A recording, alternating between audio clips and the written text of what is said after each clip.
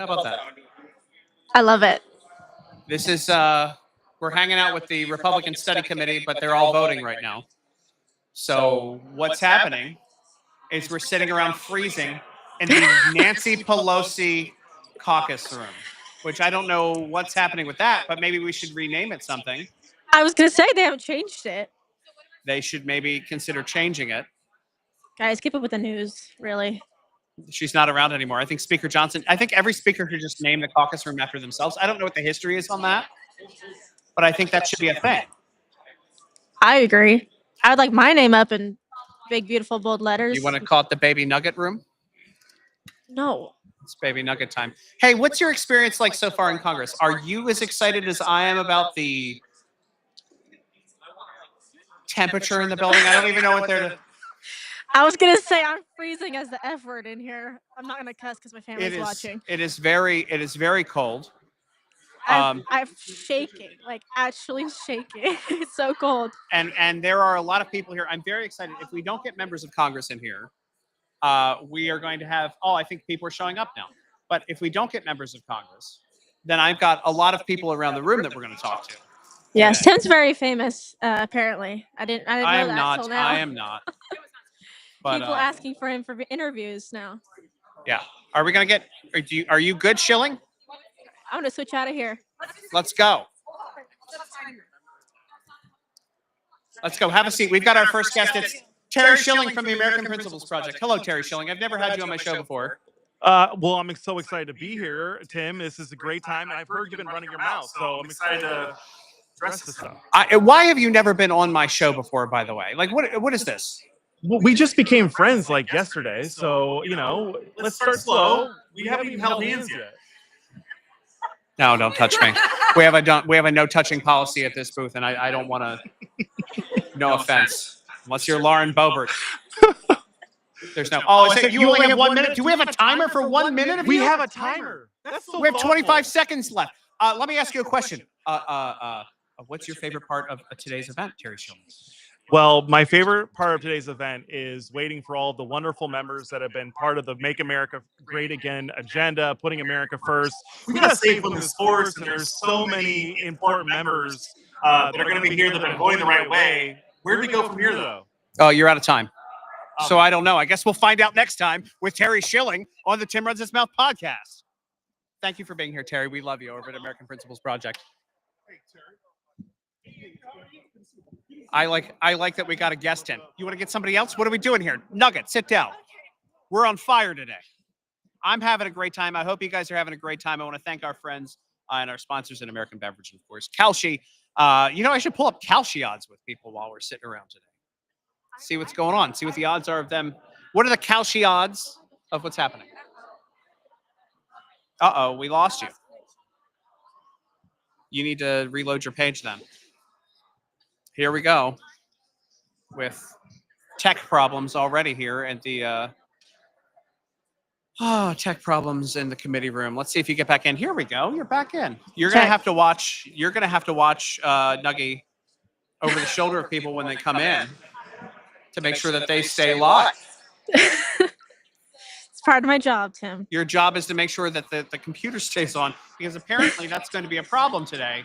Are we getting Mercy Schlapp? 1 minute. We're going to get one. We got 1 minute with Mercy Schlapp. Get her in here. This is incredible.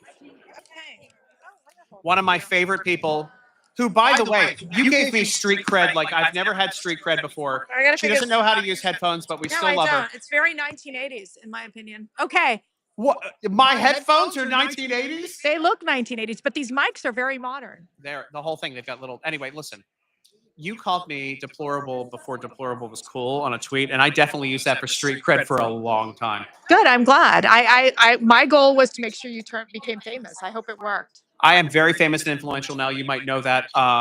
You can see that I'm centered here in this room. You got a set CPAC just over by the toilets. Me. Oh. Where the speaker is. This is where the committee chairs are. But no, I love CPAC. It looks like it's in the middle of nowhere, but sure, we'll just say it's in a special place. But let me tell you, I am not a congresswoman, and I am not a congressman for that matter. But thanks so much for having me on your show. It's an honor. Let me tell you something.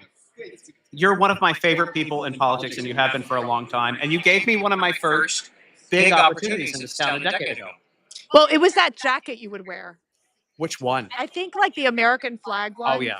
I mean, you made that cool before anyone else made it. I used to be much more flamboyant than I am now.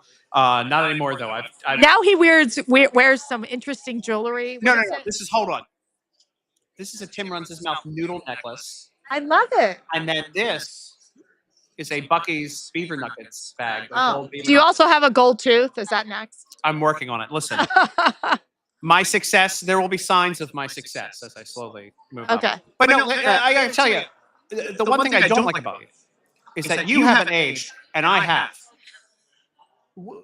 You have an age? No, I have aged, and you haven't.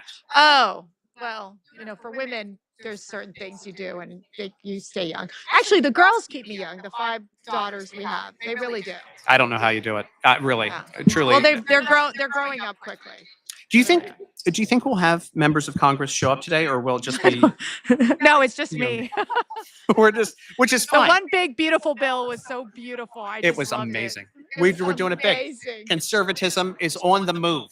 It's on the move, but we can't find any of the congressmen or congresswomen. It's just us. They're so busy working. They're working They're for so the busy. American people right now, Mercy. Right. I Well, like they need to come to this very important media row that was organized, and we're all waiting desperately. You ran comms in the White House for a bit, right? Let's get serious for 1 second. Yes. You used to have to organize these types of things. When there's a vote, it's just Yeah, but our people show up. Like the cabinet members would show up. We would be like, you have to be there at this time. There was Yeah. no like messing around.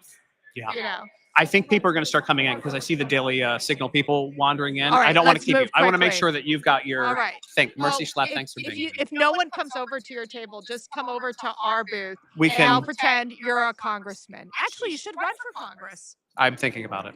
Okay, We'll well, let's consider pray it. about that. That would be great. Also, if not, I just want a post office named after me before I die. I know there's a rule that you have to be dead to get a post office named after you. Okay. I'm going to work to change that today.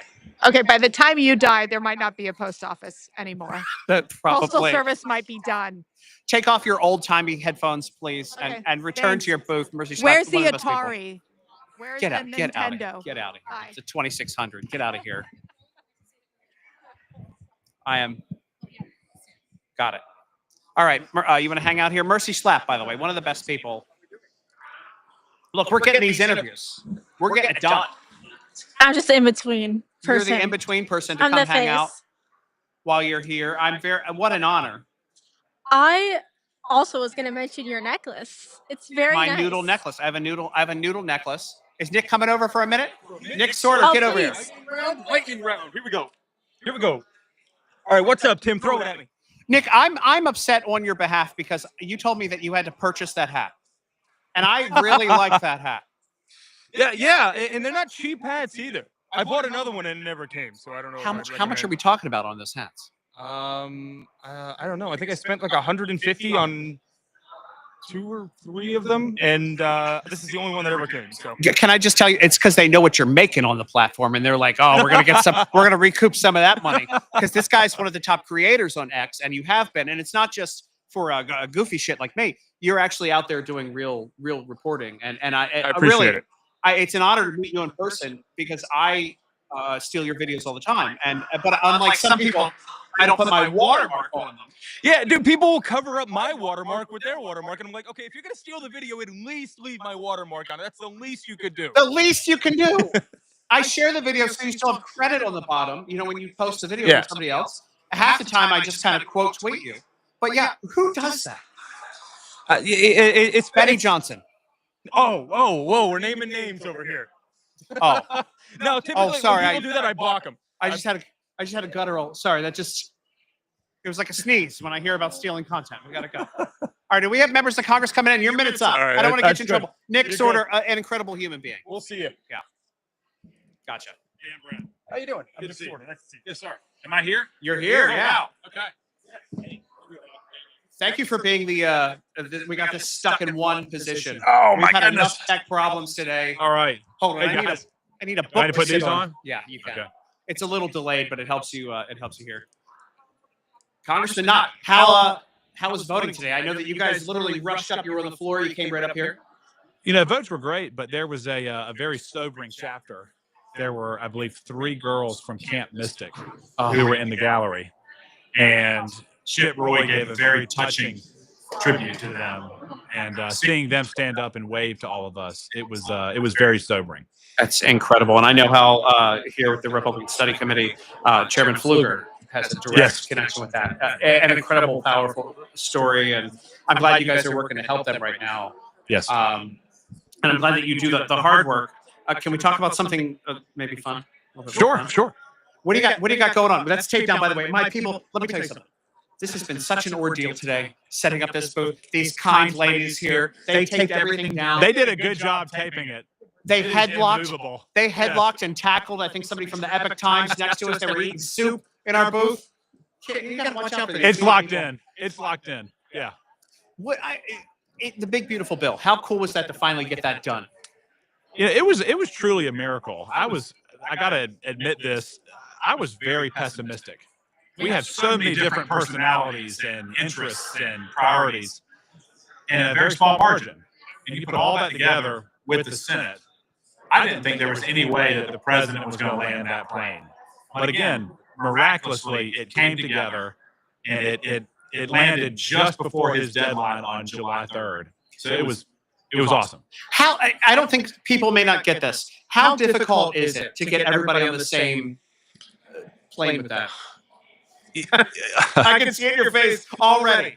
Yes, it was. The hardest part about the bill is you cannot let the perfect be the enemy of the good, and there were so many urgent priorities in that bill that were met.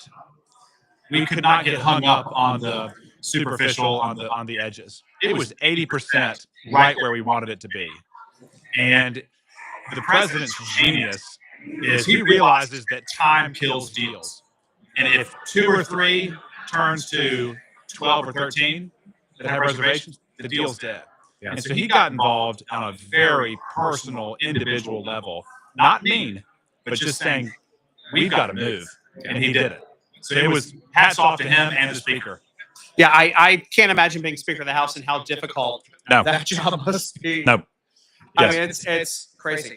I should thank you for the tax cuts, by the way. Because Yes. why am I so zoomed in right now? Oh my gosh! Hold on, my face. I must have done that. I do a thing with my AI camera.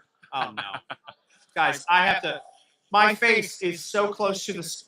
This is so unprofessional. We're just gonna do it like this. Hold on. Yeah, you're good. You're good. Yeah, there we go. I don't want to see every crevice of my face on here. How cool is this, by the way? This is the first new media event Yep. with the Republican Study Committee. This really speaks to what you guys are working on, reaching the public, reaching the normies like me Yes. to Yes. come hang out. You know, we've got a great platform here, and the thing that the people in the country need to realize, Republicans are fired up.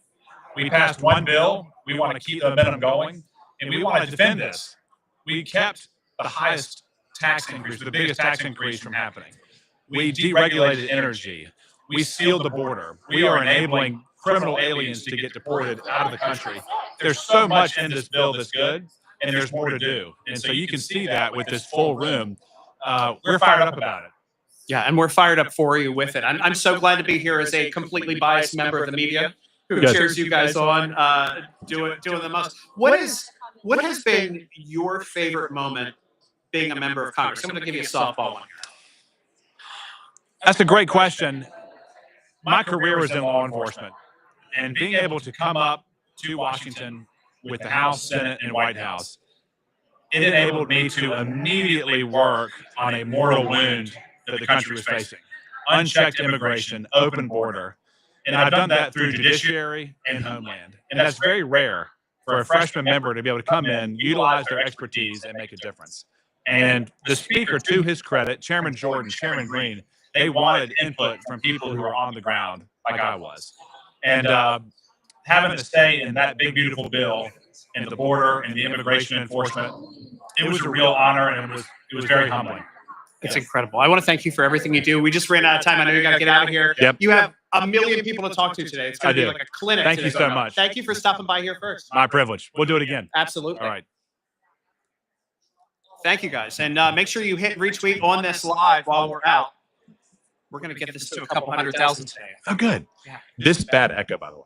Oh, no, it's terrible. So the thing is, when we're doing this and we're still live. This is with that. Oh, okay. So it's like a weird. I'll just I'm warn a people newbie, coming yeah. through. Oh yeah, no, it's Thank bad. you so much. Thank you. Really enjoyed it. Yeah. Yes, I'm not Check. kidding. This chair is No, it's fine. solid. It's locked in. Yes. We had to make a lot of steps here to get things really. If everything could fall apart in the first interview, I had to switch cameras. It's a great time here. Trinity, you want to have a seat in the keep the seat warm seat. Then we're back to normal on the camera. I did sometimes when I do this, the AI camera goes, "Oh, I need to zoom in very close on his face." This is a teachable lesson, Tim. That was Congressman Knott, by the way. And you can see, so by the way, when my mouth moves, you are hearing it with me on there, right? Correct. That's so we just have to warn people. The echo's here and not in person. So yeah, I want to welcome everyone to this fantastic Live in Congress today. This is so incredible. Just everybody that's here. There's so many people, and everybody works so hard to do what they do. So, respect to Chairman everybody Fluker here. is on his way. I can't wait to see him too. I was just told that he's on his way, and we're going to have a fun time today. So It's going to be great. going to put a little bit in here. Let's do a. I want one of your necklaces. You want it? Oh, Wow. I don't want it right now. Oh, you want one of the? Tim One of Roses the Mouth Tim Young. merch. So we are going to. We're going to do a little advertising on here. I want to thank our friends at the American Beverage Association, also our friends over at Kalshi. We like Kalshi, and so Kalshi is, of course, the betting markets where you can. It's a predictive market, and you can see exactly what may be happening in politics. They're very rarely wrong. So, like them over there at the old. Can they Kalshi. predict if the temperature is going to go up from here or not? I just got as you said that. I just got another breeze through here. It's the air conditioning. It is unbelievable. Thank you for keeping the chair warm. Thank you You're to my welcome. friend and executive producer, Lauren, who has gotten us a few great guests already. She's a superwoman. And we In real are life. we're gonna have a good time today. There's a how's your experience been so far today in Congress? Besides living in an igloo today, it's been great. You know, I don't like your mouthiness about this. That's my job. That's also your job. I know. It's tough out here. No, it's great. I love it. No, my experience has been great meeting all these people. And besides the people that were in the shot earlier that I had to yell at, actually, Lauren yelled at them too. But everybody's been super nice. Everybody looks great.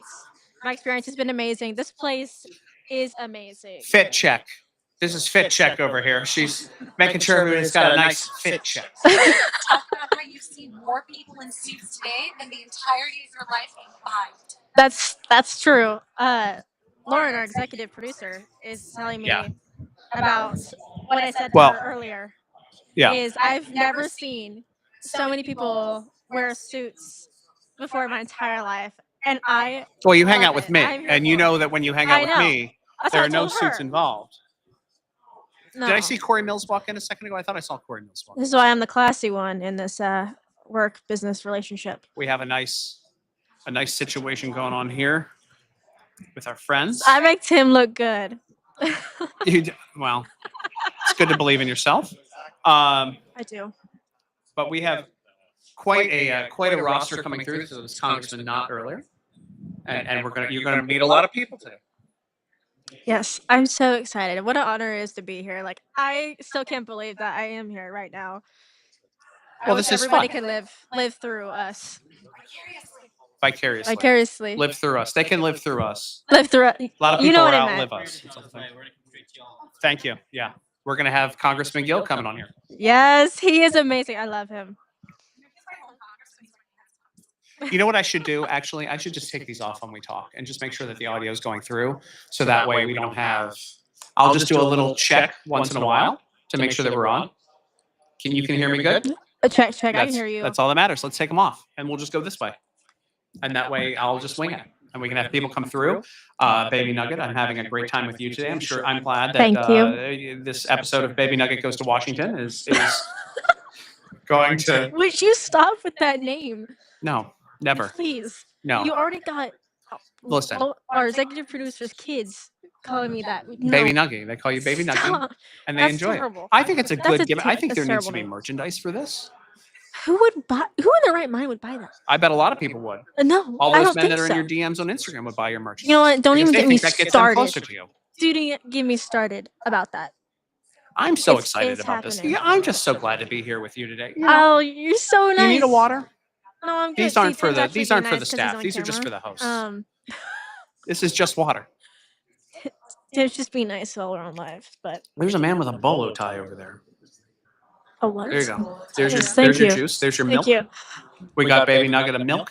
This is not milk. This is a chai tea latte, you idiot. Well, it looks like we got you a nice milk. No, chai latte And- is my favorite drink besides strawberry mojitos. Obviously. We're getting there.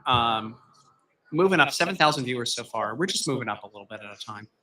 And we'll do okay. It will skyrocket once I'm out and we have No, actually I think that important it people skyrockets here. when you're here. I think people are excited. You haven't really gotten an opportunity to look around and get snacks from offices, but I think we're going to go and get some free snacks from offices at some point. Tim just wants And, free snacks, and that's why he uses me for since I'm his. Yeah, it's a good time. Director Somebody of else is coming Operations through here. slash There's assistant. members coming through, but we've got Brandon Gill's about to come through. As soon as he gets up here, Trying to get we've been everybody told reliably Brandon that he's Gill. coming through. Hey, what's going on? I'm Olivia Lane. I'm communications director. Hey, Hi. pretty good. Can you drop by? Come on in. Yeah. We're gonna, Oh you're no, gonna sit please right stay there. here. Please stay here.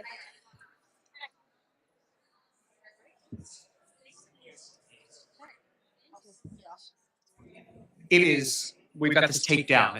We've had all these tech issues today, and so we are like set on like the whole. You've got your set. It is, and it is Awesome. freezing here. Is it normally this cold in this?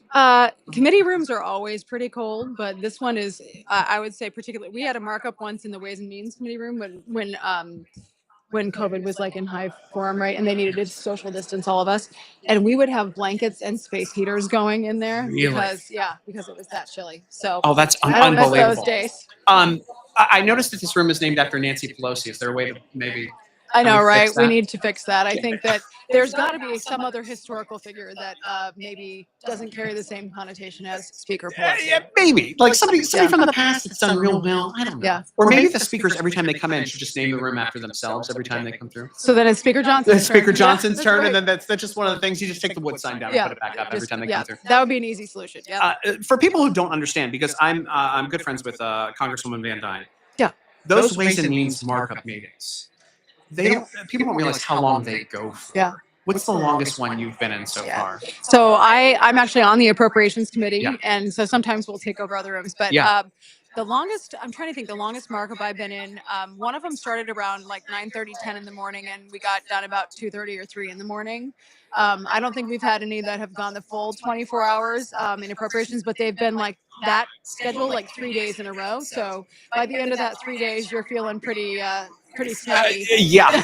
The big beautiful bill. Thank you for passing Yes. it. By the way, Yes. I enjoy my tax breaks. I like keeping them and everything else, protecting the border, all that. Being on appropriations, how difficult was that bill to get through? And because that's not an easy lift. Yeah. Well, and I think what we are focused on like kind of a multi-tier approach here. You know, the reconciliation process was just one part of our approach to making sure we're reforming the way government works here. Many of the bills that we passed out of appropriations, especially in the last couple cycles, were very conservative coming out of the House, but you have to have 60 votes in the Senate. So that's where the trouble comes in, is you always have to spend more to get Democrat votes in the Senate, Yeah. which is very frustrating. Yeah. So I really appreciate being able to put funding for defense, for example, for the border, places where we're not going to get that consensus in the regular appropriations process. That's why this bill was so critical to make the investments in the border wall, which no Democrat is going to vote for. I don't understand why they don't like border security, but they don't. Yeah. And so those are places, shipbuilding, missile building, our investments in our defense systems. They don't want to spend there. They'd rather see that spending on domestic programs. Get it? I for you, and this is I kind of let's go softball questions here because again this is a softball thing. It's going to be really fun to go around today. Actually, you might get hard questions at Daily Signal over there in Epic Times. They ask. I'm not afraid of a tough question. Well, look, I want to go easy on you. Yeah. What was your moment when you decided to run for Congress? Like, what was it? What was there like you were sitting around one day and you're like, this has got to be me that represents my district? Yeah.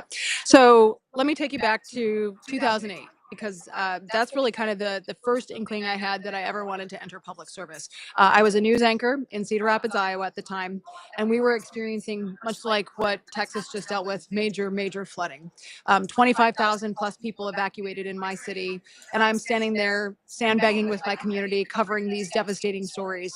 And I was able to witness coming out of that some of the good that can happen when people come together to fix problems. We didn't have flood mitigation plans in place. We needed flood walls, things like that. And our state legislators came together in a really bipartisan way, and I was inspired by that. Then 2 years later, under total Democrat control in Iowa, we saw them spend more than they took in, and they had to do an across-the-board 10% cut. And frankly, that pissed me off. Yeah. As a taxpayer, I was getting myself out of bed at 2 a.m., sending tax dollars in, and I thought that was extremely disrespectful. And that's when I was like, I wish somebody was in government who watched money like I have to, right? And so that's been my kind of mantra since then. I ran for the State House in 2016, and then when 2018 rolled around and we lost the House, I knew what was in store with Speaker Pelosi and the Democrats in charge. They gave President Trump a hard time. We were just starting to see like surplus in the Treasury. We were starting to see those tax policies really impact people like you and me, working families in this country. And that's when I decided in 2018 that it was time to step up. So I ran in 2020 and was able to win, and I've been here since then. Incredible. And I think it's just so encouraging when you're a normal person. I mean, actually, you're a little bit different than normal because you're a TV anchor. I've worked in TV enough that you guys have to be really smart and understand really the temperature of your audience at the same time that you're presenting the news. It's good to have somebody who understands the world that gets it as a member of Congress. What's been your favorite moment so far? Gosh. Well, I love bringing my kids out to DC. I'm going to have them out here with me next week. We call it Camp Congress, but what's fun about it is that I get to take them on the floor. I mean, they're 12 and 14, so they're young enough still to go on the floor.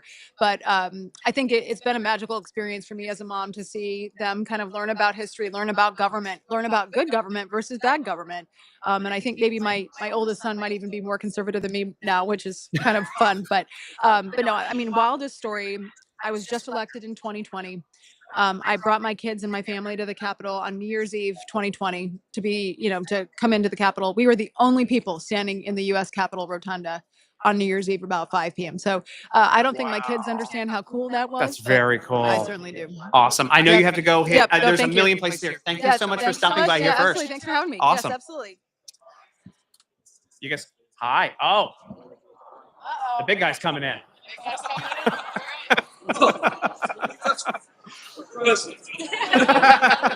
Come have a seat, sir. You want to come around this way if you can. I don't know if I can, because we are. Let me tell you something. Well, there is no space for me to move in this table. Here we go. Chairman, thanks for hanging out. Oh my gosh, absolutely. Let's do. I'm going to give you softball questions. Number one, what an honor to be here for the first New Media Day here put on by the Republican Study Committee. What was your idea behind this? Well, let me give credit where it's due, and that's to our staff, who have taken a page out of President Trump's playbook and have recognized the power, the influence, the fact that people want truth and that they don't want what we've seen out of the mainstream media anymore, which is a politically biased, unfair, non-transparent message. Yeah. So that's the genesis of today, is that what RSC is doing. My commitment was to highlight every member in our group. That's 189 members. It's not about me. It's about the experts that we have that are part of the study group. They have a message and they have an issue and they have something that they're passionately working on. And to marry that up with what y'all are doing, which is reaching so many people that want to hear the truth. They want to know what's going on. Yeah. By the way, 63,000 people so far watching this. So not bad, right? I think your comps people are okay with that one. it's a clinic for me. It's got to be a clinic for your members too, to go around. I'm talking to so many different members, and having the access that you've given me, I'm very grateful for it. I'm sure that I'll confuse someone's name at some point, and you'll get a complaint and be like, "Who was that jerk from Twitter that like just went?" But no, this is what an incredible opportunity. The one question I have for you coming into this room: why is it still named the Nancy Pelosi Caucus Room? Have We need to work on changing that, right? But it also reminds us that we'd rather have a room named after her than she be the speaker. So if it's a trade-off, then we'll take a room. Any day of the week. That's much better. I want to thank you for keeping my taxes low with the big beautiful bill, protecting the border, all of the incredible things in that. How difficult was that to get passed? Because you have, again, with the study committee, you have 189 members. That's a lot of people to I don't want to say get in line, but work with, because everybody has their own individual interests, and then you have the Senate to deal with. Is that one of the hardest bills to get passed? Absolutely. This is a legacy bill that President Trump can be proud of for decades, because it's something that every American is going to feel a benefit from. But what we were able to do by putting this bill together, and you're right, it's secure the border. It's funding our military. It is keeping taxes low. If you are in the service industry, you no longer have to pay taxes on tips. For those people who are hardworking and they like to take some overtime work, you no longer have to pay taxes on the overtime. So productivity is going to increase. But I think for Republicans, and specifically for the RSC, I mean, most people probably don't know what the Republican Study Committee is. We are the conservative conscience of Congress. We are the people that come to the table with solutions, and we work with leadership. And sometimes I had to tell leadership, hey, you're not listening here. We need to save some money. We have a debt and deficit problem. Save more, give more back to the American public. Let's be fiscally disciplined. This is step one. It's not perfect. I don't claim for it to be perfect, but it is a daggone good bill that delivers on Trump's agenda. Yeah. I want to ask, I've been asking all the members today that I have to ask you the softball. I've been asking that. What was the moment that you decided to run for Congress? What was the day or the event or something, or maybe an experience that you were like, it's got to be me that represents my district? Wow. This was 6 years ago, almost to the day, that the predecessor in my district, my hometown, I was active duty Air Force, decided to retire. He was a great member. Mike Conaway led the Agriculture Committee. And I got some phone calls, specifically one from my brother, some that worked with him. And they said, consider it. I was still wearing a uniform, still active duty. I said, I need to stay here. We prayed about it. It was a faith journey that my wife and I took. God bless my wife for saying yes to it. Her first reaction was absolutely not. Rightfully so. Yeah. But we took a journey in faith. I had never been involved in politics at all. I didn't know the first thing about how to run a campaign. But you know what I knew? I knew how to work hard. I knew where I grew up. And the district that I represent is where I grew up. This is where my friends and family are. And at that moment, almost 6 years ago exactly, we prayed a lot and understood that this was something that we could give back in a way that I think has been very rewarding. Because it's one of the things I've looked at that. I live in Texas now, in Grapevine. Love your hat, by the way. Thank you. I work for you, actually. This was all kissing up, by the way, wearing the hat for him. You know, it's when you're doing the job honestly, it's not profitable. You give your life up to be a representative here, especially with the travel back and forth with family. It is no easy lift. And then to be in charge of a committee like this it's tough. I wear a hat for a reason. It covers some spots. I would lose it all and go completely gray. It is a difficult job. I just kind of want to thank you for everything you've done. And if I may, yeah, it's been a really tough week in Texas. Yeah. I have 3 daughters. 2 of them were at the camp. We're at Camp Mystic. We're lucky. We are very fortunate that they're alive right now. Our hearts go out to those that are hurting right now, that are missing their loved ones, that are having to do funerals. There are so many people. My family has sacrificed to let me come up here. This was a tough week to come back because they're going through a difficult time. My family is, and all of our friends are. So to come up here was tough. I wasn't going to ask you about it. I know the stories, and I know how close you are. And I cried on my show twice last week with the Texas Land Commissioner came on, Dawn Buckingham, and she read a letter from one of the little girls to those who were lost. And thank you for doing what you do. Thank you for representing that district. And I understand, it's incredible for you to come back because I know how close that it came. And it means a lot to me as a Texan. And I know the folks in your district are proud of you for everything you've done and keeping going for that. I don't know where to go from this point forward. I'm going to let you go talk to everybody else. So thank you so much, though, for thank all you. of this. Thanks for being here And- and getting the message out about what Republicans are doing. Yeah. We Happy like to. winning. We've been in periods of time where we didn't know how to win, but now we do, and we've got to keep going. We have good policy. We're saving the country from true tyranny that the Democrats are hurting us right now. And thank you for being the conservative in a land full of rhinos at times, and it's very important. I'm sure my people are going to bug you, but I want to do a what's in your office with you, because I'd love to go through your office when you get the chance when you come back. I do a segment with Daily Signal where we fish through all of your knickknacks in your office Love and how you represent your district. So thank you again for everything here, and we'll talk to you soon. Thank you. Thank you, sir. Yeah. Awesome. Thank you. Guys, you are hanging out here. I know. Did we lose the camera there? Did we lose the camera in the middle of that? Uh-oh. I need that camera monitored. I need you over his shoulder, maybe over in the corner. We lost him in the middle of that interview. And I want to make sure it's the internet that's here that is wonky. Too much traffic on it right now. We're fixing our camera, and then we're gonna bring him in. No, I don't want a hotspot on your phone. I want to make sure that we have this going. And if we have to use one camera, we'll use one camera. All right. Just make sure your audio is coming through. We have to hotspot this once in a while. Let's get her back in here. There we Check, go. check, check. Check. We're good to go. Can everybody hear me? Yes. I can hear you. Yes. Right. Let's go. You need to ask for pictures more often. You need pictures with all these important people. I do. Well, people are the official photographers coming through. Do we have Brandon coming through? I mean, Congressman Gill. We were just waiting for the. We got it. Wow. Here we go. Let's get him. Just make sure. I want you to. Can you just hang out right there and just make sure Yep. because I don't want to lose Yep. him. Do I need to be monitoring this? Yes, you do need to be monitoring it on X. Yes. So we're going to have Congressman Gill come through. My favorite member of Congress. You know, I'm a big fan of this guy. I always love paying reminders. Hey, You know, Tim, it's saying the mic, that means the mic's not working. the mics aren't working.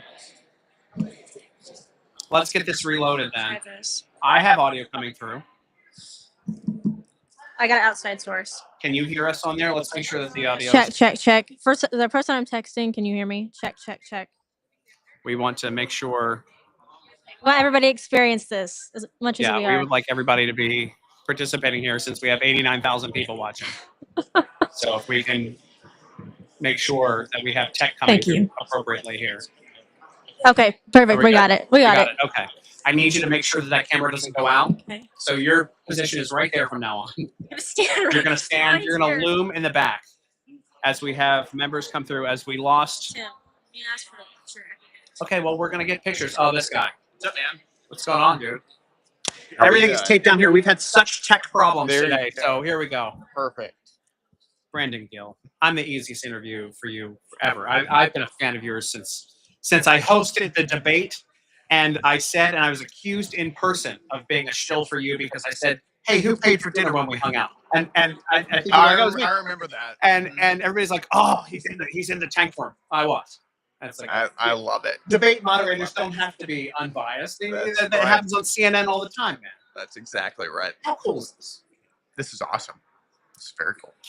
Can we just talk for a second about you are my favorite member of Congress. You are someone who has made me now reconsider. I always said I would never be a member of Congress, but you make it look so fun by exposing these leftists with their tweets and what they've said, and you do it in a manner that is like calm, cool, collected.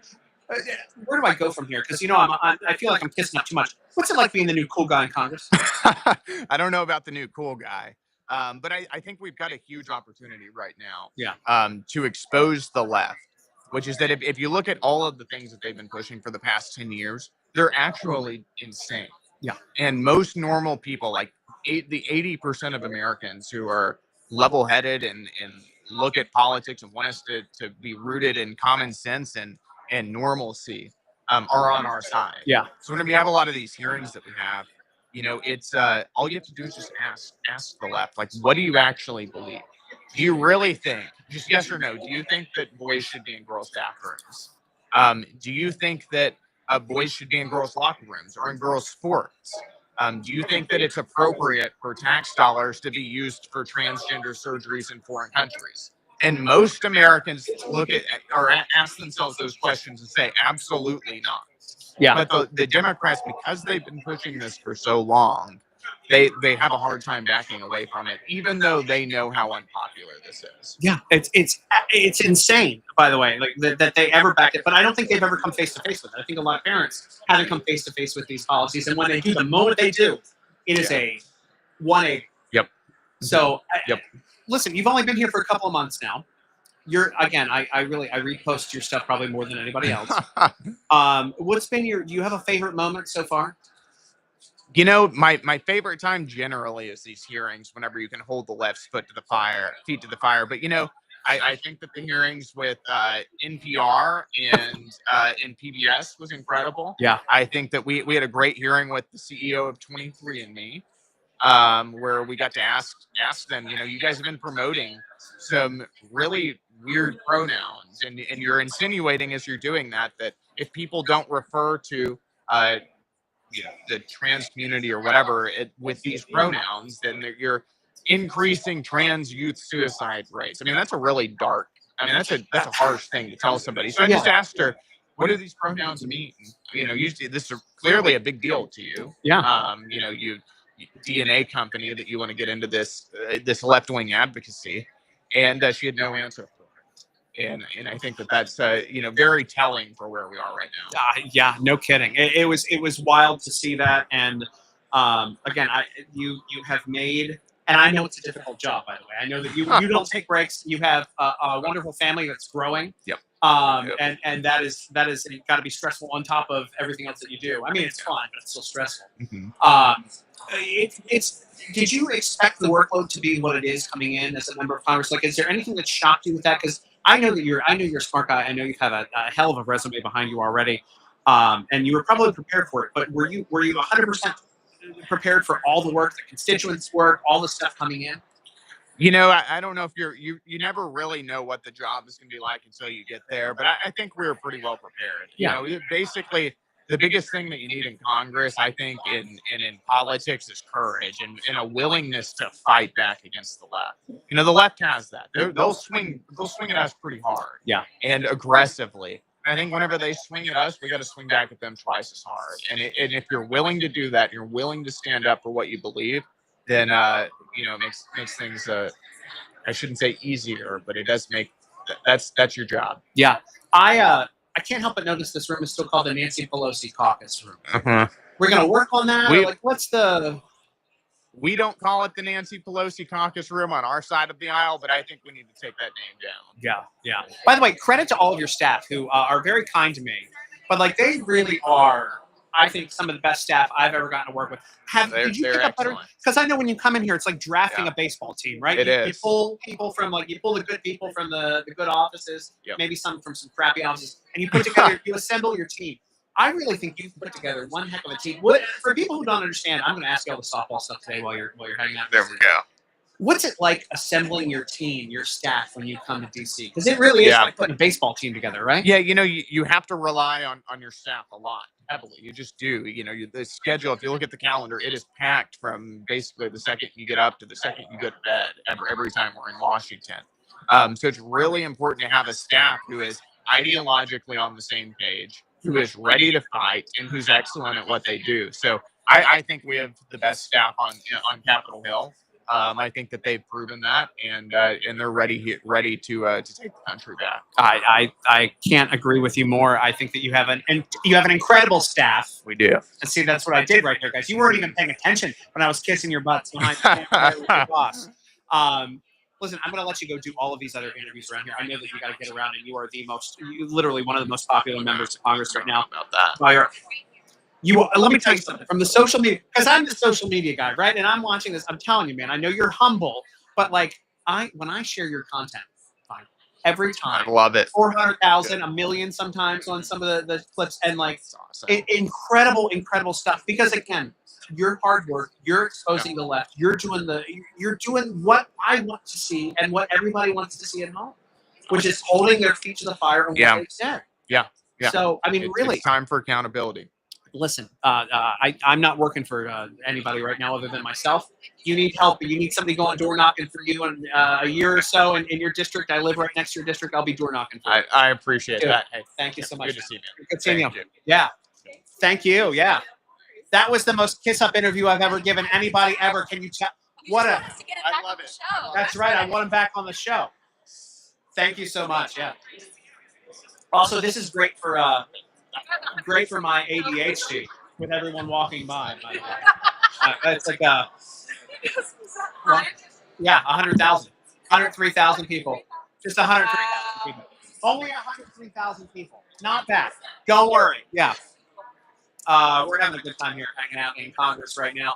Trinity, camera's good. Are we good over there? Everything's working out. We've got things. Tech is working now. We've got it moving. We're here live on X right now. This is the place to be. If my friend comes through, I know we've got a couple of friends coming through here. The mics, I was told the mics might be a little hot. It's fine. We're gonna have a good time today, regardless with a little bit of tech issues we may or may not have. We're good.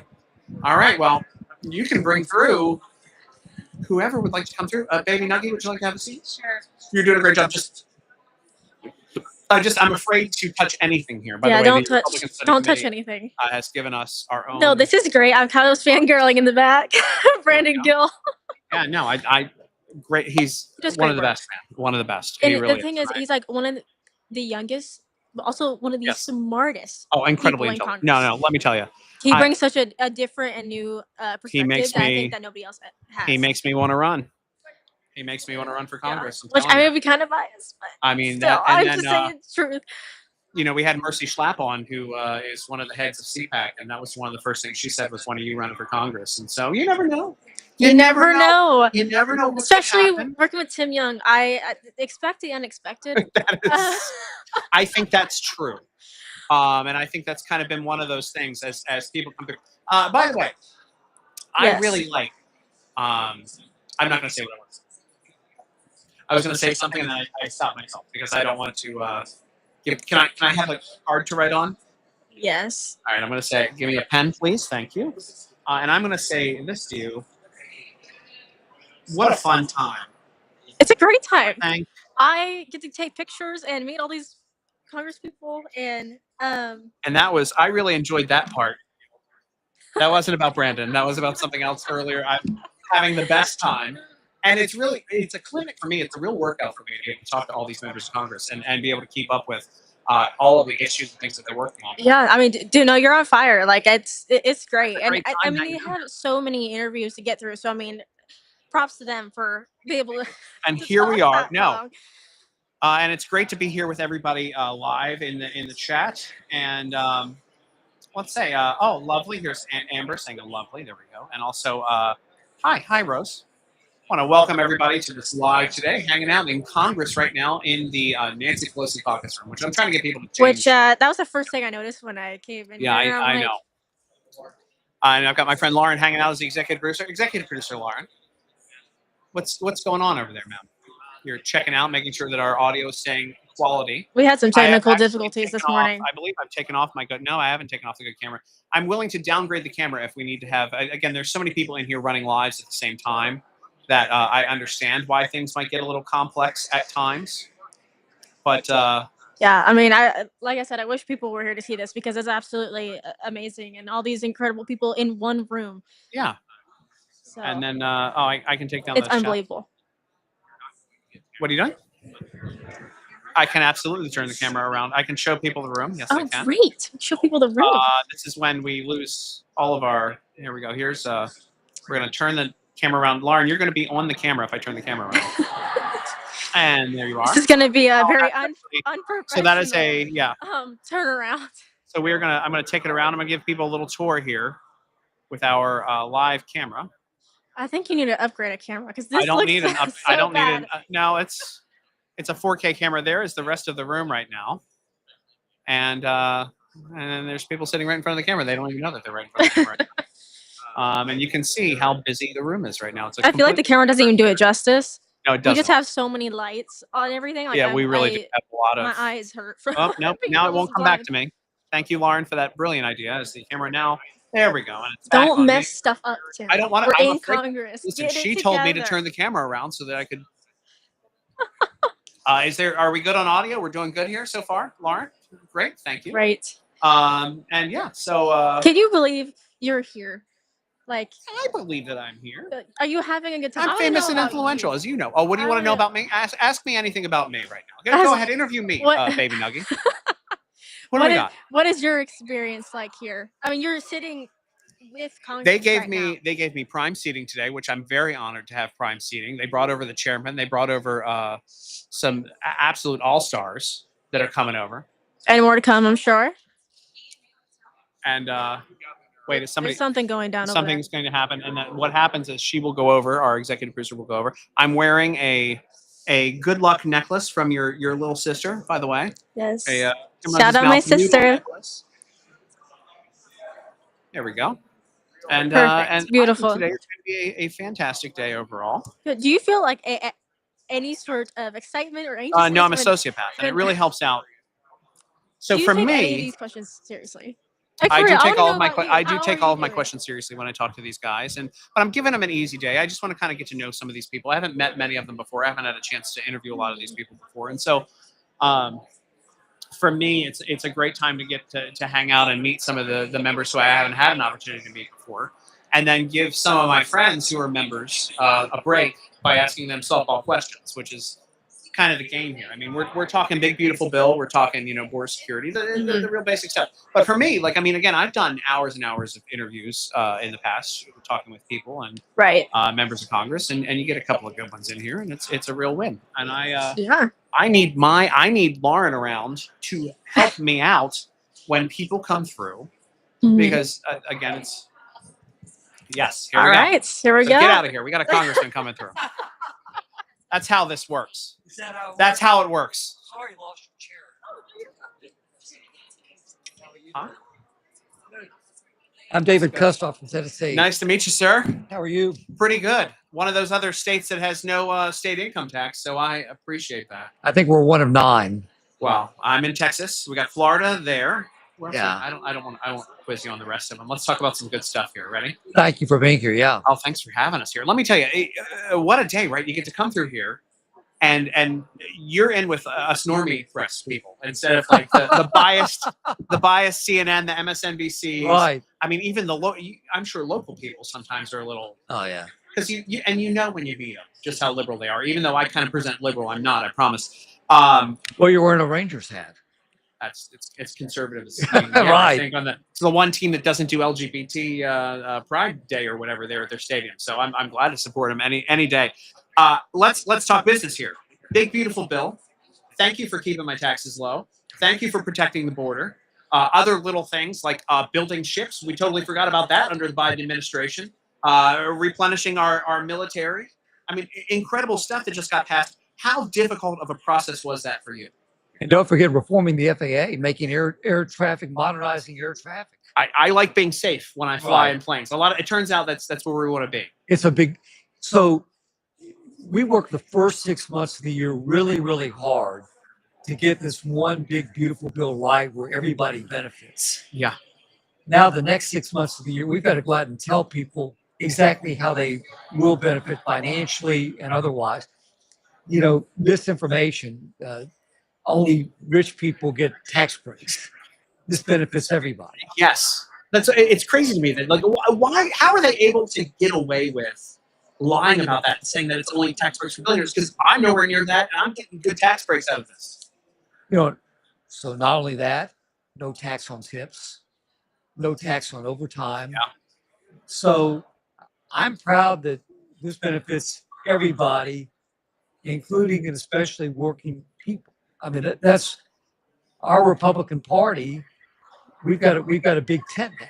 Yeah. And that's good that we attract people from all across the nation, all walks of life. So this bill will benefit everybody. I've got a large agriculture district in my district.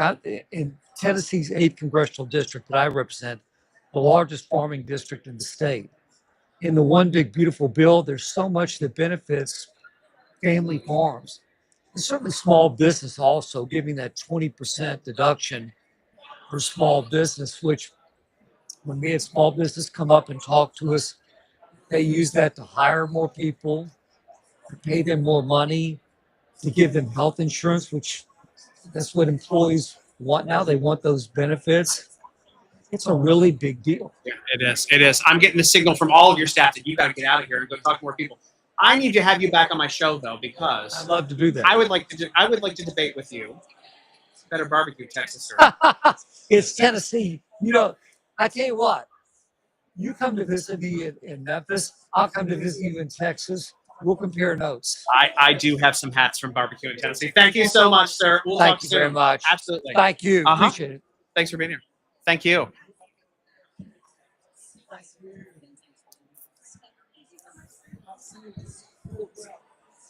What a great time, by the way.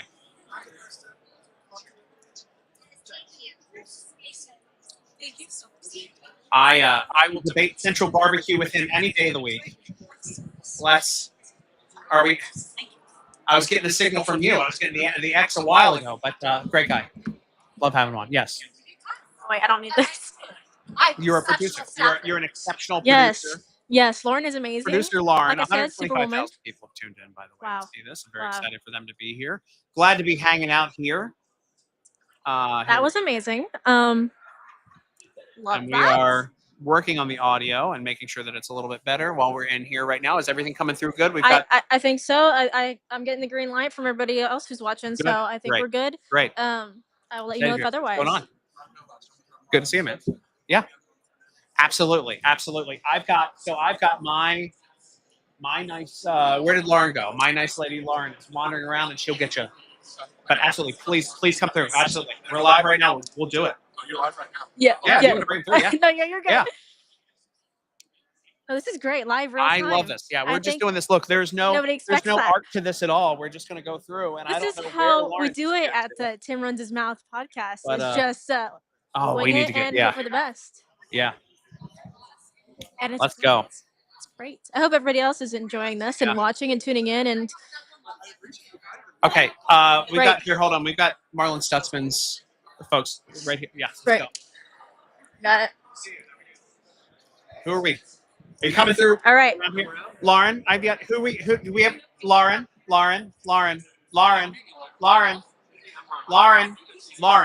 I have two congressmen coming through at once here. You got to direct traffic. I'm just going to be behind you so I make sure the Okay. camera's Oh, moving. okay. All right. We got it. Thank you, sir. Hey, good to see you. Welcome to the show. Thank you. Let's talk about your recent fun here. And I've got to watch my producer here. I'm learning. She's my new executive producer, and she bosses me around. So I've got to watch her hand signals here. Yeah. She starts to give me the middle finger after. Like, Is that right? I've learned this. Anyway, no, listen. I want to thank you for keeping taxes low, Yes. for protecting the border, for helping out our military, for helping out small businesses and individuals. With I only make tips now. Actually, I've decided that I've only made tips. It's a way to avoid paying taxes. That's exactly. Yeah, no, I only get tips. Thank you for all of that. How difficult was it to get that bill passed? Like working with all the different personalities and everything. Yeah. Well, it was tough, but at the same time, I mean, I'm on the budget committee, starting early, and first of all, we all knew that we had to keep the Trump tax cuts in place. Yeah. We weren't going to allow taxes to go up on the American people, especially as fragile as the economy is anyway. Why would you allow for a tax cut or a tax increase on the American people? So that was job number one. And then you start throwing in no tax on tips, no tax on overtime. There's a huge tax deduction, a discount for seniors in the bill that a lot of people are starting to learn about. And it's going to be a huge benefit to seniors. And then, of course, you throw in the inheritance tax cap is raised way up that protects family farms, small business owners. And then so once you start like reading the bill and understanding what it does, it secures the border, make sure the military has the funding it needs. Golden Dome, eliminating a lot of the IRA stuff. Really, I mean, why didn't we have this sooner? Oh, right. No. Well, so the satellites are built in my district for Golden Dome, and I went over and I that's visited. incredible. Yeah, so it's like you have manufacturing meets Silicon Valley, together, and these satellites have to be able to withstand 100-degree temperatures within a 24-hour period. Wow. Floating through space and then being able to watch what's going on in China primarily. But so all these pieces are just huge by themselves. And the fact that they were all together in one big, beautiful bill It was tough to get it passed because, of course, there's some pieces in it that you never like. I don't like the debt ceiling increase, but at the same time, we have to pay the bills that we have in place now. Yeah. But we got to grow this economy. So it's kind of a chicken and egg situation where you have to grow the economy to pay the bills, and in the meantime, you're going to borrow. And I just didn't believe that raising taxes on the American people or the economy was the right thing to do at all. Yeah, listen, I had no idea because every time I think of the higher level technology like satellites, Yeah. I always think they're made China, Japan, but they're made in your home district. They are. They're made right here in America. In fact, that's one thing that has kind of been protected the defense industry because of China. Yeah. Is made right here in America because we don't want them. They're already good at stealing our secrets anyway. But the more, we have our defense industry solid and protected here in the United States and building those products here, it's good for the Americans and it creates jobs. Yeah, it's absolutely incredible. What has been your favorite member? I have to ask you a softball before you get out of here. Okay. What's been your favorite moment as a member of Congress so far? Oh, that's a great question. I think actually the best moment was when Speaker Johnson, after the big beautiful bill passed, Speaker Johnson gave a speech on the floor. And I just stood there thinking, boy, have times changed? Because I was here during the Obama years, and how far we've come with good, strong, honest leadership has made a huge difference. And Speaker Johnson just laid into the Democrats and said, look, can we agree that we're all for America first? And you can't even get Democrats to agree to that. And the fact that that's it's just being said.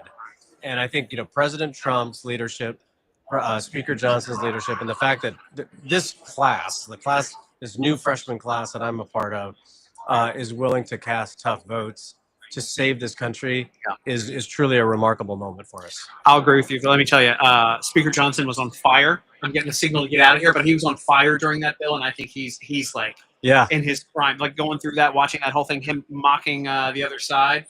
It was so much fun to watch. Yeah. Thank you for all of your work. Hey, happy to do it. I'm going to get beat up by my executive producer who's giving me the zero signal a second ago and then turns her back on me. Oh, shit. Oh my gosh. Thank you for all that you do. You bet. And thanks for keeping my taxes low. Yeah, absolutely.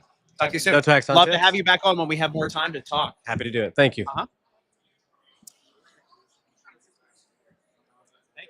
Yeah, you're welcome. Absolutely. Absolutely. She's got you. Yeah. We're going to have a party here. We are running through having a great time in Congress right now. Okay. We're going to be here in a second and by the way, the official, sorry, by the way, because there were two people who came through. I'm talking to Lauren live, by the way, as people are here. But he's the official photographer. He's been around for a very long time. That's the official House photographer. And Crowboy. Well, that's okay. Yeah. This is, we're having a great time hanging out in Congress today. And I'm looking forward to more. All right, let's go. What's up, man? What's going on, dude? Hey, how are you? Good to see you. How about you? Oh, I'm good now that we've gotten the. Yeah. Okay, Let me got tell it. you something. Yeah. With all the tech that we've had today, Smart. my executive producer taped it down. I love everything here is like if we and Love by the it. way, we've learned if we barely touch anything, it just all goes out. It's I love been, it. It's been a great time. Oh, yeah. It's like a wing and a prayer we're Oh, going yeah. on today. That's exactly right. Yeah. So you have, passing the big beautiful bill. Number one, thank you for doing that. Of course. It hits my. It's crazy to sit down. For me, it's just a regular podcaster guy on the internet. Sit down with somebody who's like, you actually saved me a lot of money. Yeah. Yeah. Well, I mean, yeah. We saved a lot of Americans a lot of money.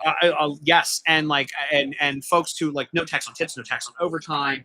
Brilliant things to help out the everyday American. How hard of a process was that for you? I don't think it was that hard. I mean, it was, the president's agenda, and I support the president. And so a crazy concept, right? Some people. Yeah. I mean, the thing I love about Donald Trump is that he's a man that does what he says he was going to do. Yeah. And on day one, I mean, he started executive orders before he left the Capitol. And so that's what this bill was. It was the president's agenda, and it was a course correction, undoing the mess that Joe Biden caused. And I tell people this all the time. This bill was likely the most important or impactful thing I'll do in my professional life. And what I'm grateful for is the fact that It's trying to save our country from woke ideology, from irresponsible spending. And so then I'm able to look at my two daughters who are very young, and I have to leave them every week. And I'm able to tell them in the future, Daddy had to go to work, but he did it to save the country. That's what this bill does. It's powerful. That's really powerful stuff. I mean, and it really is you giving a lot of your time. You think about being a dad, having to leave home to come here and then deal with kind of a headache on the other side of the aisle on a regular basis, and then also do all the constituent work that your office does, working for the individuals in your district. I'm going to ask you a softball question because of all that, because I know you're going to get hit by a lot of harder stuff around here today. I think in this room they'll probably ask heavier stuff. Was there a moment for you specifically when you decided to run for Congress when you're like, it's got to be me that represents my district? Was Yeah. I mean, it's on the fentanyl issue. I remember meeting with the president, and I told him, sir, I lost my little brother to a fentanyl poisoning. So I know this process well, and I saw what happened to my mom and my dad when a police officer came to the door and told them that your son is dead. And I told the president, I said, sir, if I can stop one mom and one dad from having to go through that same thing, this will all be worth it. Just one. Now, the hope is that we can save hundreds of thousands of lives and prevent thousands of families from having to be wrecked.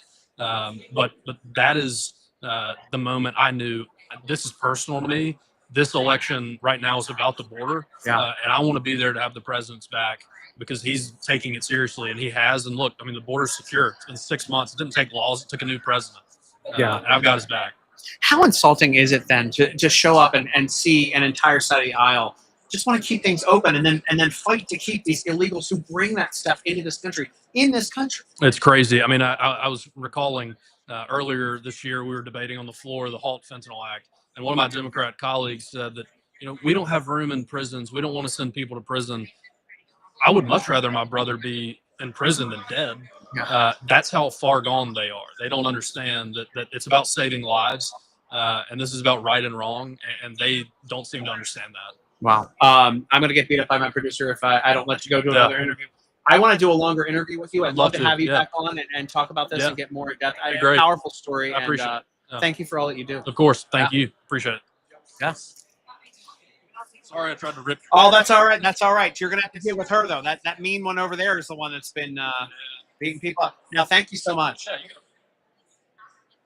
Looking forward to this. What a day. It's freezing in here, by the way. And that's been the most difficult part of the day is how cold it's gotten in this room. That's it. They need to get out hand warmers in here with all this stuff. Trinity, how's your day going? Good? Are we doing good? You want me to sit down? Yeah, have a seat for a second. Keep the seat a little bit warm.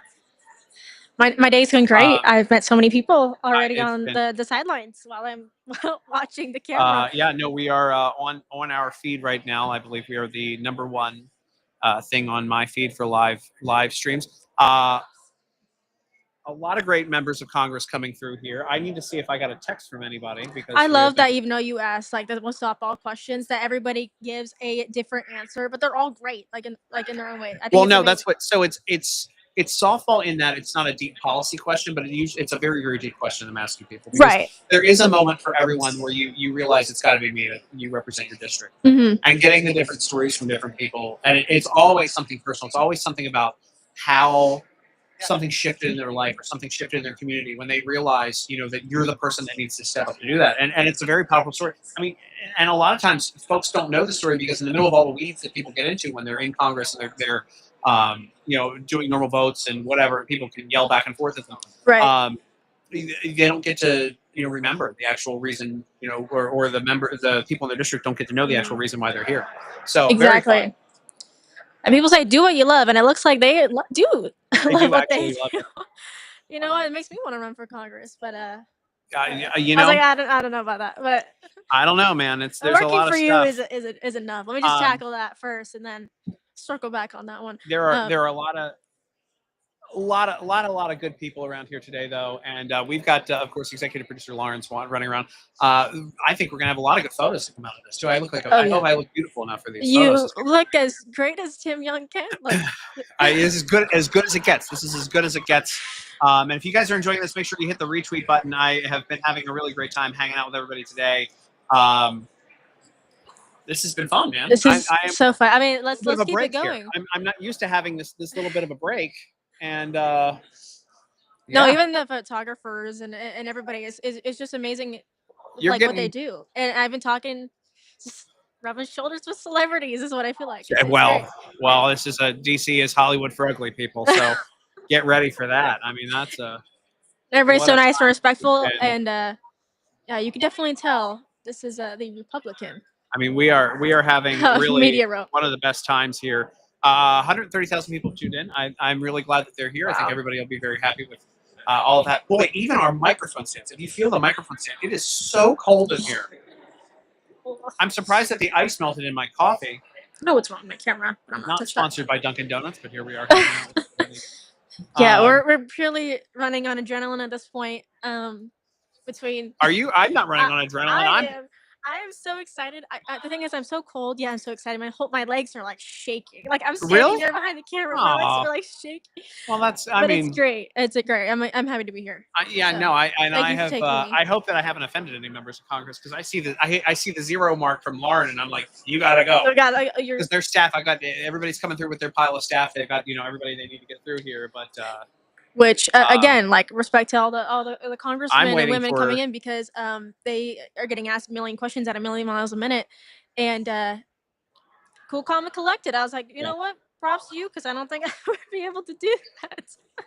it is. We've got 2 more hours too, by the way. Of this, And you I know don't they're gonna be asked probably like the same question over and over again. I don't like asking the same questions of people. and I that's know really you a big don't, thing and that's for me. why I commend you on your. Oh plan. well, I'm so glad I pay you to give me those opinions. You don't pay me enough to give you nice compliments. I that's do true. that I really don't solely pay- as a favor because That is, I kind of well, like you. I'm very So- grateful for your help here today. You're And welcome. yeah, I tell you what, doing pretty good. Doing pretty good hanging out with That's- everybody.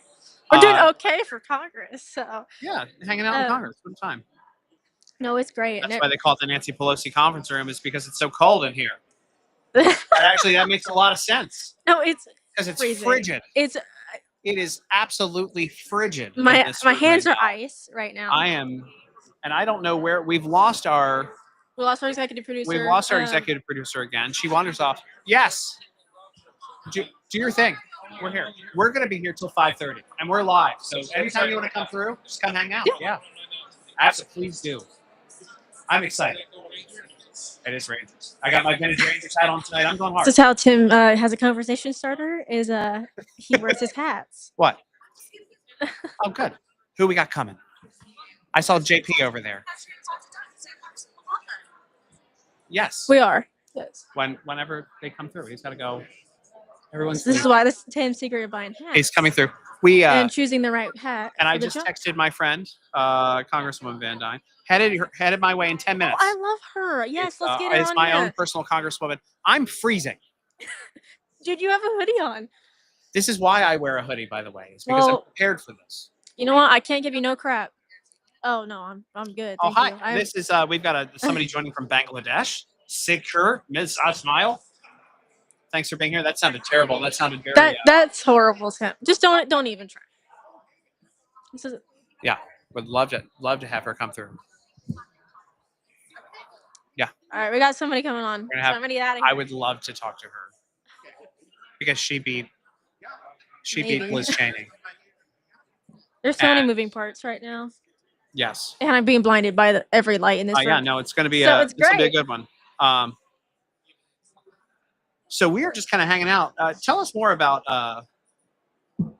what you've been up to here today, other than freezing. Other than freezing, no, I just been going around and meeting all the new people, and Yeah. everybody's so kind and polite here, and they're doing great at what they do. The photographers, the staff, the media, the press secretary, like everybody here is just amazing and wonderful. And so I just going around, like I said, rubbing shoulders with celebrities and all these great people of Congress and of their staff of America. So, Nice. yeah, no, I'm having a great time. I love meeting people and talking. So that's I should not a have problem for me. her on here as well. By the way, as she talks to me. What you said you were going to say something here a second ago when Yeah, Lauren, hop on. when Trinity was talking. This is the room that I met Neil Armstrong in. And this is the room that I met the last man who ever walked on the planet. That's amazing. No one cares. But thank you for that. Thank you for. Just having a moment. A moment. It's a moment. Lauren wants to talk about the moon landing. We should talk about the moon landing. Oh my goodness. That's right. Lauren, executive producers, like the next people who come through, you talk moon landing. You know what? No. Whether or not We already. they left a cameraman there while it took off into space. It was tethered. Look, the we've- camera was tethered, obviously. We've and- already What? learned a lesson about topics we should and should not cover having- while filming. That's we learned that yesterday. We learned that We yesterday. did learn the hard way. And about what topics to maybe not to cover. not cover. Maybe not cover some topics. We learned that. So we're gonna edit that out. No, I'm saying this. I'm not saying this one. I am. There's We had a Roger great- we Williams had a over great there, time. one of No, my right. favorite congressmen from Texas, right there. We should get Roger Williams. What are we doing? Get him in here. Yes. I'm a fan of his. Yes. Get Love this pictures. man. I'm.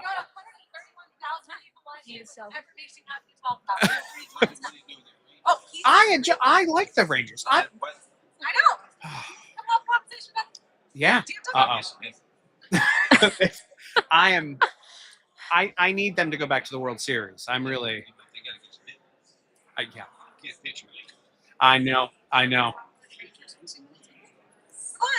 Get out of here. No, I'm Congressman out, Williams I'm is here. I know Congressman Williams, I have been a fan of yours. I've been at many, many events with you. I spoke. This is all takedown. She's our executive producer is so afraid of moving anything around here I got you. that they're making you guys do yoga to get into these. I just did it. I just did yoga. Didn't know it. I am. You have been my congressman. I've moved around Texas a few times. I'm proud that you have been my Yeah, congressman. thank I you. voted for you before. Thank you. So I'm a total shill for you right now, as opposed to going on CNN or MSNBC. Right. Thanks for keeping taxes low Well, and protecting the border and our state. how about cutting regulations, cutting taxes, Unbelievable. Social Security, overtime, unbelievable, isn't it? And we're seeing cash, and it's going to create more cash flow. It's going to create more opportunity, more jobs for Yeah. everybody. Listen, what's been I know you've been in for a little bit. What's been your favorite moment being a member of Congress so far? Well, I've been almost 15 years now. We've had some pretty good moments, but I think actually passing this bill was a pretty good moment. And passing the couple years ago, when we passed the tax cuts. That was a great moment too, because being a business owner, as you know, I'm on car dealerships. Yep. The more money we can put in the Main Street America, the more money we can put in the hands of entrepreneurs, the more jobs you create, the more cash flow you create. So that was a pretty good deal. And then beating the Democrats 6 straight times in baseball is a pretty good deal too. Hey, we finally turned it around. Talk about hitting. Hey, Fine. let's talk about coaching. Sir, you've done a great job on everything that you've done in Congress. I'm a huge fan, and my producer says you got to go because you're a popular man around this place. Go Rangers. Absolutely. Okay, buddy. Thank you, sir. Good to see you. Thanks for stopping by. Thank you guys for letting us stop by for a second. I love him. I've been fortunate enough. I've done a couple of rallies actually with Congressman Williams and Congresswoman Van Dyne, who's going to be coming through here momentarily as well. Not bad. Not bad hanging out with everybody here. If you see your favorite congressman on here, make sure you hit the retweet button. I'm glad that we're doing live. Yes, thank you for that. Yes. I need to see sometimes. But that was Congressman Williams. Thank you, ma'am. From the 25th District of Texas. 26 is where I am with my favorite lady, Congresswoman Beth Van Dyne, and she'll be coming through here. And I hope that she comes through here because I need cards. I need little cue cards. Remember, we were supposed to have little stickers sometimes. Oh, I'm live all day long, sir. We only have 132,000 people watching, so no big deal. No, I'm on X right now, so 132. Yeah, not bad. It's a slow day. Yeah. So, Congressman. No, I'm Hogan. Nice to see you. I'm not a congressman. You're fine. I'm not a congressman. I'm done. I've got to get out of here now. Yeah. Oh, good. Oh, we are. Yeah. So that's embarrassing for me. Yeah. No, there it's you go. okay. Don't. How incredible was this, and how much of a task was this big beautiful bill? Because what a lift. It's huge. And look, I worked for the president for 4 years. I'm the Speaker of the House. I'm an advisor to him too. It's fascinating because they really are working well. In the first Trump administration, You remember a lot of times Congress was working against us. I mean, they refused to give us money for the wall, even though they were controlled by Republicans. It was a disaster. But to watch Speaker Johnson, Leader Thune, and the president work together to get this done, and look, we all lament the speed of Congress because by design it's supposed to be slow. And when you work for the president, he makes a call, you do it because he's an executive. Yeah. Congress takes a while because every time Speaker Johnson makes a call, he's got to socialize it with 218 other people and get them on board. In fact, one member to me likened it to having 218 doctors.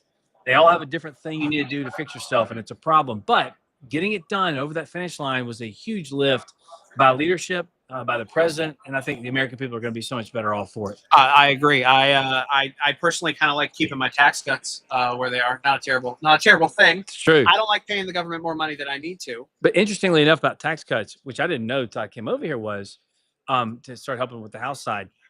Tax cuts are considered spending. So to balance it, when you cut your taxes, the Congressional Budget Office scores it as spending. Here's the beauty of the bill. Now that the taxes are codified into law, the baseline is different. So anything else in additional tax cuts would not be considered spending because you see the thresholds here now. Really big news. I will also say what I'm most excited about, though, is Democrats are notorious for whether the bill's good or bad or whatever. They'll just keep telling you how wonderful it is. Republicans have to go out and continue to sell this because the American people need to see the stories, hear from the people that are impacted by no tax on tips, no tax on overtime, lower prices for gas and groceries, all those things, a more streamlined, better working Medicaid system, for example. You have to keep telling people why this bill is good so that when election season rolls around, they remember, because the Democrats are going to go on, a mission to try and tell everyone how bad it is and how it hurts everybody and people are dying and death and destruction isn't true. It's all a lie. But we can't be afraid of those fights. We have to go in there and explain to people why it's good for them. And you have to continue to do it because people, they forget, right? Politics, you have a short lifespan, a short memory. So got to keep doing that. How many times have we died, according to Democrats, from all of the actions that Republicans have taken? Well, it's funny because I remember in the first Trump administration, the most overused word was bombshell. Every day there was a bombshell report that was going to sink the president. Same thing applies here. I mean, how many videos have you seen of, the famous, like the Paul Ryan lookalike shoving Granny off a cliff in the ad campaign, like some bill was going to kill people? What they're mad about in the Medicaid, for example, is we didn't cut a thing. We strengthened it for the American citizens who need it and deserve it by kicking off 1.5 million illegal aliens off of the program, or able-bodied men, women who can work, they just refuse to. So they're stealing from the system too. That's streamlining it for the people who actually need it. It's the elderly and the disabled and single moms and single dads. So that's really good governance. It's just you have to continue to tell the story. Yeah, absolutely. Is it because, why is it that it's so hard for Republicans to keep up with the messaging compared to Democrats? It's because they have that machine that's been in place for a while with all the media on their side. Yeah, and I get this question every time I'm giving speeches all over the country. I get the same question: why can't Republicans be on the same side on an issue? Why can't they speak in unison? Well, by our nature, we're more individualistic. True. Right? We're not a big monolith because Democrats like to push and pull groups whenever it's politically expedient for them to do so, and they're better at it. But like you said, they also have the bully pulpit of almost every single media outlet. The beauty of where we are now in this country and in this culture is people like you on air. People find news sources alternative to what they've been seeing their entire life, and they're getting more information, better information. And so we're putting some cracks into that dam a little bit, the stronghold that Democrats had forever. So we have to continue to sell it, as I said. We have to continue to talk about messaging in the right way, but individualistic is kind of one of our characteristics. Yeah. But at the same time, you have to realize politics is a team sport. We have to work in unison to get these things done. Utilize podcasts, television programs, internet sources that are of the conservative bent, so that people see more and better information. I'm getting the X from my producer behind you, but hold on. Before you get out of here, I just want to say I will offer you to be the view for our side, so that I will say whatever crazy talking point needs to get out there. I have no credibility to start with, so I can just say whatever you need. You said it my way, and I will just say whatever about Democrats. I'm happy to do it at this point because I literally tweet about this nonstop. The garbage that Whoopi Goldberg, that Joy Behar, that Sonny, who claims to be an attorney, but then has to read these legal notices because she blatantly lies about Pete Hegseth and everybody else. Sure. Whatever you need, you send it my way. I'll say whatever. I love it. I have no morals and values. I love but I'm just kidding. I love it. Because our side, I'm happy to be the attack guy on our side. I love that. And I We need promise, some attack guys. I promise to not embarrass myself when you come on my show in the future. That's fine. Dude. I enjoy all your Nice work. seeing you. Thank you very Thank you so much. much. Thanks Appreciate for all the it. strategy you've done. Yeah.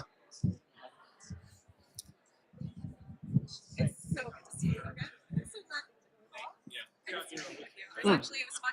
That is a Larkin. Yes, ma'am. You were giving me the sign over there. We got it.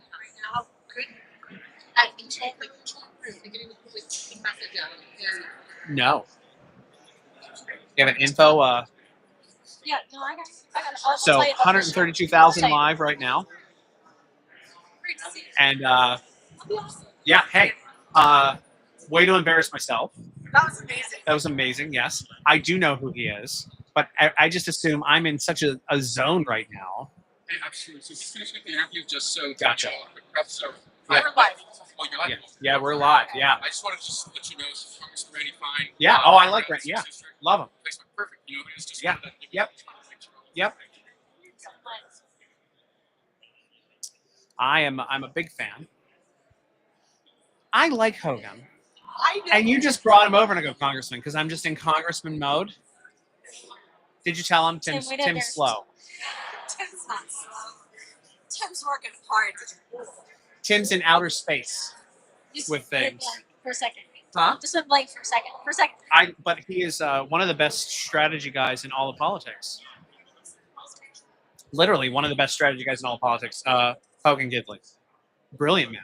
I love talking about the White House. I am, you know, I'm a huge fan, and then I got, I don't know, because I'm just, you flood me with congressman, I say congressman. That's literally why I called you that. Well, and then where are we at?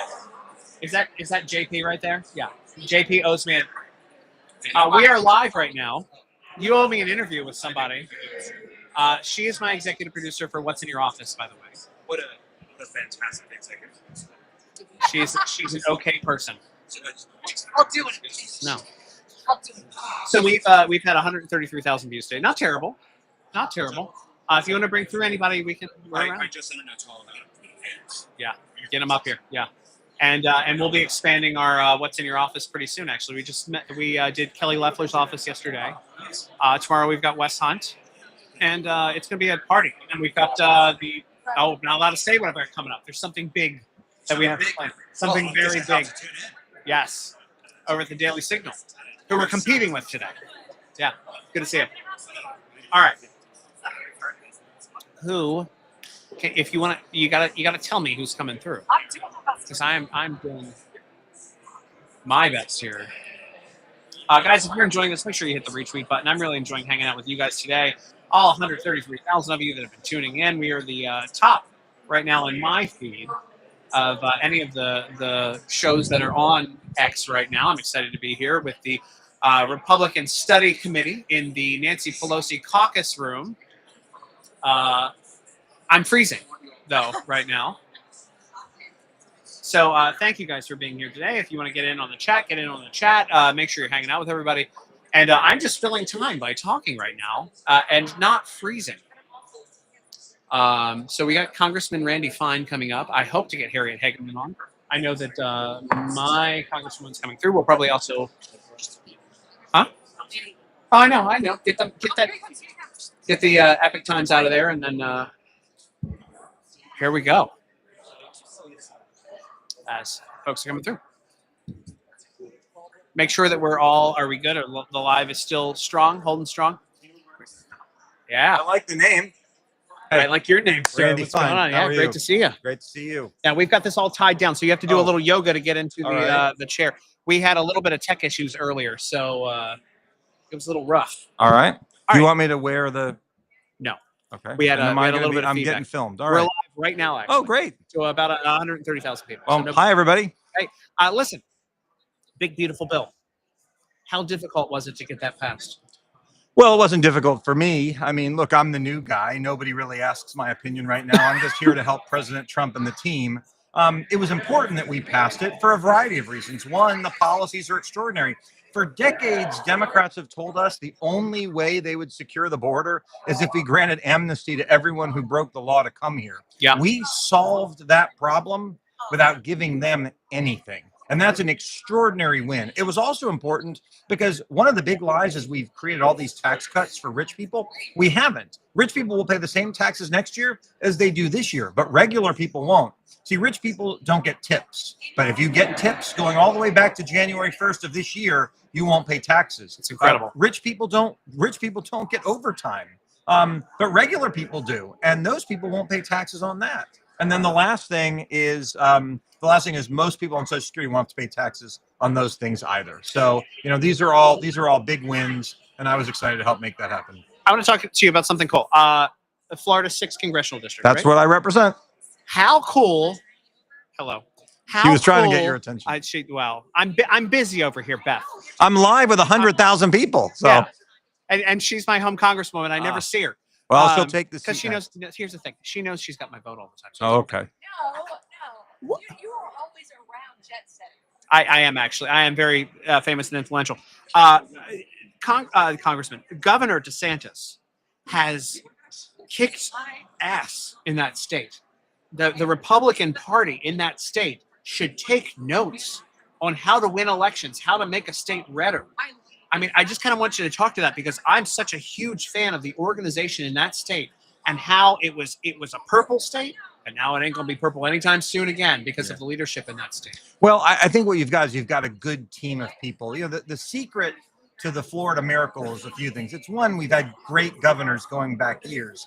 I mean, Rick Scott was a great governor, Yeah. but we have a supercharged conservative legislature that I was honored to be part of for 8.5 years until March 31st. I was a Florida legislator. I was in the House for 8 years, the Senate for 5 months before I got elected here. And so, when we wanted to get rid of the transgender surgeries on children, that was my bill. When we needed the largest school choice expansion in America, that was my bill. When we needed to create the legal framework for alligator Alcatraz, that was my bill. And so what you have in Florida is you generally have a lot of great conservatives all rowing in the same direction. And what we have shown is over 25 years since Republicans took over in Florida, Florida's got better and better and better. You cannot say that about blue-run states. They get Correct. worse and worse and worse. Correct. And I'm so glad that you're here now in Congress, and I'm sure your district is very glad that you're here in Congress.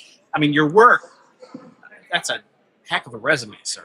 Well, thank you. I mean, look, it's for me. I do this for my kids. I have 2 sons. I worry about what the future of the country looks like for them and for all of their friends. I was a regular guy from Kentucky. Both my parents were teachers. That's where I grew up. I'm from Florida, but my dad got tenure at the University of Kentucky, and that's where I grew up. I was able to make it, and I worry about them having a country like I did, where regular people can go and make their way in the world. It's wild that we have to fight for. That you would think that America would be great for regular people and everyday working Americans, and you have to fight an entire half of Congress to make it just normal and protect families and children. And it just could you have ever imagined being in this position and having to fight that fight? No, I mean, I never thought when I got into politics in 2016, we'd have to have arguments about pronouns. Yeah. They wonder what I gave a speech that went viral years ago. And I said, we wonder why kids have so many problems today. When they don't know what bathroom to use, when they don't know what sports team to be on, when they have to be worried about pronouns, and then we wonder why they have mental health issues. Liberals have ripped away the fabric of what it means to be a kid, and then they wonder why they struggle. So the problem we have in this country, I think we used to all share the same values, Republicans and Democrats. We just wanted to get to the end point differently. We wanted lower taxes. They wanted higher taxes, things like that.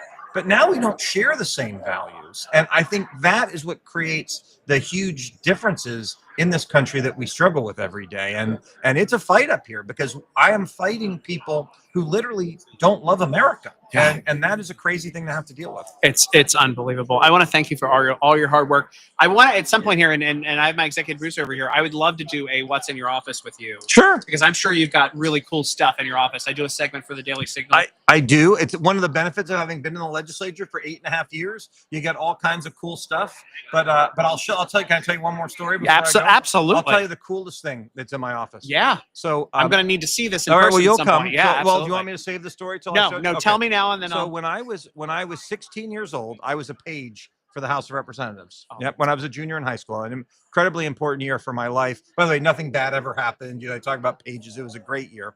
One day, my mom came to visit me, and she took me to the stationery store, the souvenir store, which you can go visit while you're here. It's in the Longworth building. And while we were in there, she said, "Randy, I think you should buy this. You might need it someday." And I argued with her about it, but we bought it. It was $50. And when I was done paging, I brought it home. I put it in a box with all of my other supplies and things like that. And that thing that I bought stayed in my closet for 35 years. The night I won the election, I wondered if I still had that thing that I bought when I was a page 35 years ago. And if you come to my office, you'll see the member of Congress seal that my mom bought me when I was 16 years old. That is so yeah, cool. Yeah, it's pretty neat. And by the way, they don't sell them like that anymore. If you go to the basement of this building, the Cannon building, you will see the same seal I have in a museum display. They stopped. Mine's solid metal. It's like the Captain America shield. It weighs like 40 pounds. Now they make them out of styrofoam and stuff. But if you come to my office, you can see. My mom actually passed away less than a week before President Trump asked me to run for Congress. So God puts us where He wants us to be, and in this case, obviously, my mom had some premonition of where I might end up. All right, we're absolutely going to come through your office. I want to see this, and thank you again for all of your work. And I listen. We're going to be doing some stuff in districts too, and Great. I'm very excited to come down and Love to have check you. out. I will go to Florida anytime. Well, it's great. And, I have, you'll have to wait a while, but I have the Daytona 500 Speedway in my district. Well, So, that could be very, very fun. yeah. So, Congressman Fine, thank you for all you do. of course, thanks for Thank talking you. to me. Yeah. Good luck with everybody else. Oh, thanks. All right, we're gonna have. I think we're gonna have. We have this nice lady coming through. Yes, she is gonna do. She's gonna do CPAC for us. Oh. But we got another what's in your office tomorrow. Huh? Another what's in your office tomorrow. Oh yes, with So- Wes Hunt. No, we got another one. Oh, we got. Oh, who are we doing tomorrow? I think Callie said. Who? Callie said we're gonna do what's in your Oh. office. We're doing another. What's in your office tomorrow? Let's try. Okay. Well, We can make it happen. I believe that fine. my congresswoman would allow us to go through her office at any point. It's a very don't nice know. lady. I don't. Am I allowed to? I guess I could speak freely here, but I said, "Hey, you still have that bottle of Woodford Reserve in your office?" And she goes, "What are you talking about?" I was like, "I remember the alcohol that you have in your office, ma'am, and it'll be Western Express. pretty fun." Yeah. So here we go, hanging out here in Congress today with So my favorite director of operations. Oh, Only a that's couple so nice people of you to watching say right it now to live. him. How Yeah. lovely.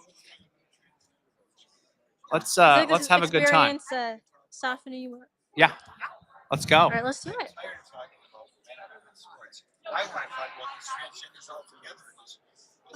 You're gonna come right here. You gotta say, they're talking about banning at age 18. Now, these are tied down, so you have to do a little bit of. Oh my goodness! You have to do a little bit of yoga to get in. We can talk about that. Let's go. We can talk about. I mean, we're live, so you can just bring up what do you want? Let's go. You've been answering questions.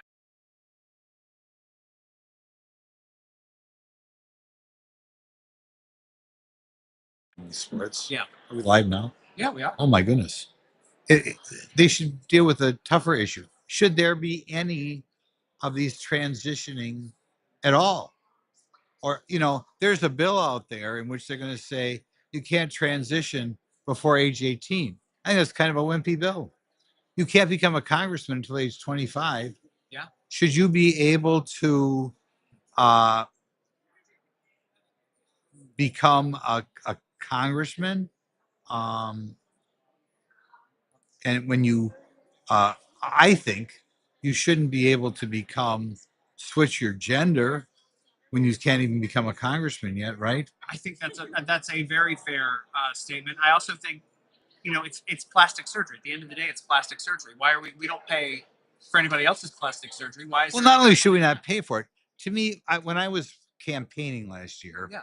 I ran into two grandmothers. Yeah. And both of them had a child who was transgender, and it broke their heart. you can imagine both these women, maybe 70, maybe 78, and all of a sudden they had a grandchild. They were so happy, and all of a sudden the grandchild was, guess what, Grandma? I'm really a boy, and she was their only grandchild. She was just crushed. Can you imagine her whole life was built around this grandchild? And we have the popular culture, the guidance counselors, the psychiatric industry trying to pull these children into being something they're not. It's just horrible. There's a bill out there, which I'll vote for, saying that you can't transition or can't get these surgeries until you're 18. But I really think I'm going to try to amend it and make it age 25. Because I mean, we don't say a 23-year-old can become a congressman because we know that a 23-year-old will be too immature to be a congressman. That's a point that nobody ever makes. And I thank you for making this point, because you're right. If you can't be in Congress, and you're just putting it in framework of the people who are voting on the bill. If you can't be in Congress by 25, then there should be restrictions on what you can do before you're 25. Well, my goodness, you think of all the way your ideas of life have changed since you were 15, since you were 20, since you were 25. Yeah. And now you're going to change your whole body? Why, that's nuts. Yes. I mean, I realize, psychiatrists, psychologists got to make a buck. But I mean, let's not make a buck this way. Yeah. And by the way, a lot of money in this industry. A lot of big pharma money and giving kids new drugs and Right. everything else. Well, if they were straightening them out, you wouldn't have to keep giving drugs every day for the rest of their life, would you? It's just crazy. And I really hope the Republican leadership has the guts to put the bill on the floor and put an end to this nonsense. I'm with you. I like this. I like the idea. And thanks for coming down and talking about it with us. Absolutely. I'd love to have you on longer on my show. I got a mean producer right there that's giving me the 0 sign. But I want to set up a longer interview with you. Let's talk about this more. We will. By the way, I remember a couple of years ago, they were the only team that didn't have I said that earlier, by the way. They don't do a Pride Night. They're the team that doesn't do a Pride Night. Correct. And that's why I'm happy to wear that. They've got a quiet cheering section around the country. Yeah. Well, I'm not very quiet about it. Okay. Good seeing you. Thanks for hanging out. Yes, ma'am. Oh, my camera has. You got to tell me when my camera goes off. Thank you. My camera went off into space. There we go. There we go. Can we get the? All right, 136,000 people watching now. Thank you so much. Do we have? I'd love to do a longer interview. We can get. Can we? Who's coming? Is it my friend?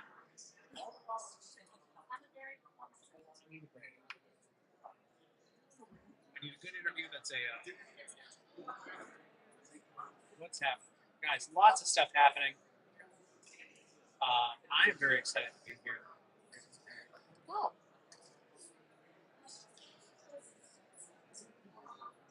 Here we go.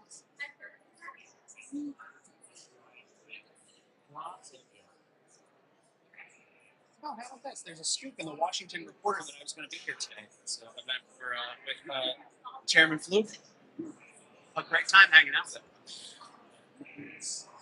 What's we might have, huh?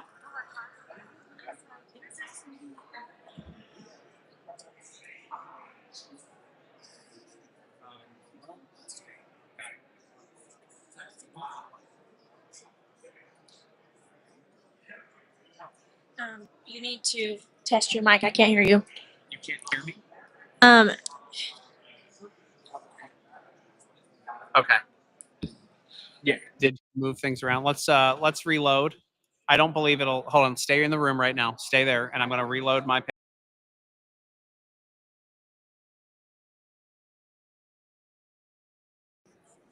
There we go. And that should correct for any kind of. Can you hear me in your headphones? Are we good on audio? Got it. Perfect. Okay. Yeah. Go ahead. I can't hear you. Go ahead and reload your page as well. We're just doing a little media check. Again, we've had some issues with a little bit of the tech here because Wi-Fi has been iffy in the room. When you have 100 reporters at once. Go ahead. Check. You 1, are 2, back 3. on. We're good. There we go. And we're back in. and it's nice and warm and fuzzy again. It's a great time. We are actually I just connected with his Yes. communications director that we're gonna have him back on the show because I very thought that guy was fun. passionate- I I'm very like him. passionate at the same topics he is, and I would love to hear more about that. So here we go. All right. I hope everybody's enjoying this at home, whoever's watching. Excited to be here again in Congress. I'm freezing, by the way, and my feet are freezing now. I could use like a heater under Instead the of live in Congress, Yeah. it should be freezing in Congress with Tim Young. Go. All right. I'm Bye. out of here. Hey. Hey, Tim. Good to see you, sir. Yeah, Eric Burleson. Yeah. From Missouri. I got you pulled up here. I'm doing my background right here while you're. Oh, okay. Okay. We're good to go. All right. We make sure that our mics are good. We're rocking and rolling here. Okay, good. We would have when you put 300 people in a room, by the way, with Wi-Fi. Oh, right, messes things up. right. Big beautiful bill. You saved me a lot of money on my taxes, so I want to thank you for that. You're helping out a lot of people. I only pay her in tips, so that's like she doesn't have to pay taxes anymore. My executive assistant. I'm just kidding. How difficult was it to pass? It was extremely difficult. And look, I'm one of those pesky Freedom Caucus members that really care about the spending and the deficits and the debt. And unlike a lot of people, I actually do care about that. And for us, that was a big concern. I think that we were able to the narrative that we heard at the beginning of this is that you're never going to get spending reduction, that you're never going to get. In fact, when the leadership rolled out the original framework, it was a $30 billion annual reduction. So out of a $7 trillion spend, we could only find $30 billion to cut, which is ridiculous. Yeah. We were able to push that up to close to almost $200 billion annually, or close to $2 trillion over a 10-year period, which will have significant reductions and will basically make the cuts in the One Big Beautiful Bill paid for mostly, and the bill is ultimately deficit neutral. I'm sorry, I've got ADHD and I've got people waving at me from everywhere. We got two minutes. Thank you, Lauren. And I was told my microphone was tinny at the same time. While you're going to be an answer, I want to talk to you very seriously, and I owe you now. And I was going to do this anyway. I want to have a longer form interview at some point because I'd love to sit down and talk about everything, and maybe come visit your office at some point. What's so hard about it? I like the Freedom Caucus. Am I allowed to say that? I like you guys. I like what you do. I like that you're a pain sometimes. Yeah. Some people may not like that, but I don't like the debt increasing at all. Yeah. Why is it controversial to try to balance our budget? Because it's hard. Cutting spending is extremely difficult for politicians. Politicians want everybody to like them. They don't like. For every one of these spending reductions, there's an advocacy group. There's a group of lobbyists that are fighting against it. And politicians like lobbyists, and they like to be liked. Yeah. I've gotten to the point in my life that my attitude is I don't need this. I'm up here to save the country, and that's why I joined the Freedom Caucus. It's a group of people that really don't care if they come back, if they get unelected. They just want to do what's right and save the country. That's a crazy concept, isn't it? Like actually doing what's right, not like just being out there and being like, look, I'm here to serve. If you don't like it. Yeah, and it means that you're not going to be popular up here. Yeah. I'm not popular. I'm not. There's often very awkward moments. There's awkward times with leadership. Leadership is not. You're not exactly their favorite, right? So you don't get the best committees. You don't get invited to all the cool things. It's not exactly fun. I mean, when on the One Big Beautiful Bill, we were able to get at the very end a ton of spending reductions in negotiations with the White House. Because we held out. And I'll tell you, when the pressure is on and your district is getting texted, multiple times a day to call your Congressman Burleson, and tell him to vote for this bill. But when I got back home, everybody understood that there was a reason why I was holding, that we were fighting for every scrap we could get. And thank you for doing that. And thank you for taking the tough positions. And like, I think we need more members of Congress like you. I've talked to a lot of people today, but in particular, people like you said, you're here to serve and you don't care what happens. Like, it's like you're here to, you stand up for what you believe in and keep fighting. Yeah. You tell those, you give the boys on the Freedom Caucus and the girls high fives. When You'll have to come visit us. I need to. I want to do that. I do a segment called What's in Your Office. I want to come by and hang out with everybody one day. That would be good. Thank you so much. Thank you. I'm going to You're take you up on invited. that. You're Oh, invited. please do. And give wherever your staff is, make sure that they. I think we're the cool kids. We're the cool club. I like If- it. I we're like the it. nerds. We're You- the nerds. You make the right people angry, and that's what's important. When I see the right. right people get angry, I'm like, okay, these fellas, they're on to something here. Thank you so much. Thank you. for Thank all you. do. And, Yeah. And let's do a longer form interview sometime. Sounds good. Ma'am, you were giving me the 0, so you gotta. Ma'am, you were giving me the 0, so. Oh. You can hang out. No, now it's awkward. No, but I'm coming to hang out with I want to come hang out with the Freedom Caucus, and I want to do a What's in Your Office and hang out with Congressman Burleson. I like that. We'd love that. I'm a nerd, Except we're and gonna I. do a Cardinals hat. I don't know about that Texas nonsense. No, there will not be a Cardinals hat. Hey, are you? I can't say because we're on live. We should talk about maybe mutual friends that we might have in Missouri at some point. There's a big podcaster friend of mine that I like up there that I think would probably be a fan of yours. We'll talk about that when I'm not on a live with 130,000 people watching. But that's a good absolutely. 138,000 people. Not a bad day so far. And microphones are doing well. Our tech is doing well. I heard it was a little tinny at some point. Do I need to reload? Okay, I think we're fine now. Good. I really enjoy when I watch my congresswoman walk by every time. We're going to stay open until we get her on here. She's doing one interview. She'll be right back. And then she'll be right back. Yeah. I am texting with her staff. They're going to give me a heads up. when she's Okay, on. that's good. And we're gonna throw people out of the way. So Sorry. I like them. I like this boys. I like them Duke boys trying to keep. I'm a seat filler. Have a seat, seat No, filler. no. Did you see that comment? I saw that No, I comment. didn't see any.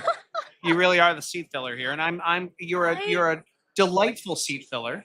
Thank Can you. you maybe take the? Can you maybe take This that is your card off? fault. Thank This is you. your fault. This is a card that I put up earlier.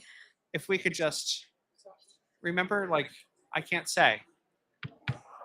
It's fine. We'll talk later. Here, give me. We're not. You put that up front. No, That's going in my pocket. no, the other one. Oh, this one. Yeah, you I'm need talking this. about one. the other Thank one. you Yes, so thank much. you. Your mic is tinny. No, I don't. So know we got if Matt Schlapp over there. I would love to talk to Matt Schlapp at some point. I don't know if I like him. filler I'm is a big, I'm a big compliment or Matt insult, Schlapp fan. but He's I'll over there, take the head of CPAC. You might have to reset. Do I need a reset? Yeah, you're kind of echoey right now. Reset. We can't. Well, there's an echo because this is very close to Well- me too, and we want to be very careful. Well, we got Okay, so people just there Stay in the room, in and then here. I'm really getting tired. Technical difficulties, everybody. I'm so sorry. There's about good few hundred people There we go. on the internet right now trying to get interviews. Reset, so then we're fine. But also get that away because both microphones are very hot, and so it will pick up. Are we good on audio? There we go. Move me a little farther away. There we go. That's fine. That's fine. We're good. This is one of those things. Maybe it's a learning experience for the tech folks to just have hard wires. I think is probably something important for these. types of Can we? situations. Can you test these on the headphones so you can hear Sure. yourself? So that way. Absolutely. Let's do another round of testing. Check 1, 2. Got it. Check. Check. I can hear you. Are you good? Yeah, I can hear you. Okay. Okay, we're good. There we go. Again, hanging out in Congress today. I want to thank our sponsors, the American Beverage Association, and also Kalshi. I'm not talking to you. I'm talking to the viewers at home. Thanking our sponsors, the fantastic people. Here, you know what I can do? Thank you for everybody telling us that we're echoey and our tech is not working. Because that's a problem. But we got it fixed, and We have hopefully fixed that. Here we go. While we do that, though. the Our Congresswoman of the nation Hour. is standing up for American here. workers, restoring the pride of making products here at home. That's what we do every day. We're America's beverage companies, making American products with American workers in America's hometowns, delivering brands that have been enjoyed for generations, creating good-paying jobs, the kind that require only a strong work ethic. because we believe in the promise of America and the people who make it great. Just want to thank our sponsors over there at the old American Beverage Association. You can't do a Tim Young podcast without the You have ABA to, sponsor. and then also our friends over. We have another one. Our friends over at Kalshi. If history has taught us anything, Tim it's Young? not to root against the underdog. Right, Peter? No spoilers. It pays to know what's coming. Check the group chat! To chart your own course. I'm sure that's nothing. Because the 1 in a million long shot can work. When the whole world picks Goliath, you know it's going to be David. Every great leap began with a bold first step. And there's no shortage of second chances. Against impossible odds, you don't stand down. This is we've been learning. You swing first.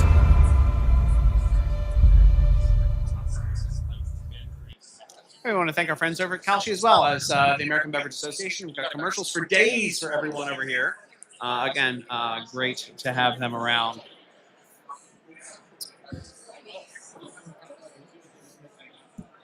Let me get my hat adjusted. The good part about having an AI camera is that it follows you around regardless of what you do. There we go. All right, so we're taking a little bit of downtime. It feels like it's been longer than 2 hours. Because it has been longer than 2 hours, hasn't it? Everybody's running late today. Yeah. Everybody got delayed, unfortunately, but we're here, and that's all that matters. I did see Congressman Tim Burchett is walking around with a skateboard, and do you have a pen? That's I just fine. need to write a note to. I do have a pen. Or there's actually a pen right there. Always come prepared. It's my motto. So a fun time here. I wish we had some other things.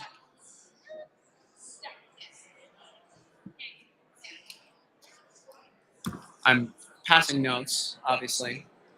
Yes. to We're on talk live, about. so some things cannot be Listen, said. I think we've had a great day. No, it's been wonderful. Everybody's been It was so a been so so great. So the trick, by the way, here, Lauren, is I want to keep it clear until our friend comes through. That's why I'm here.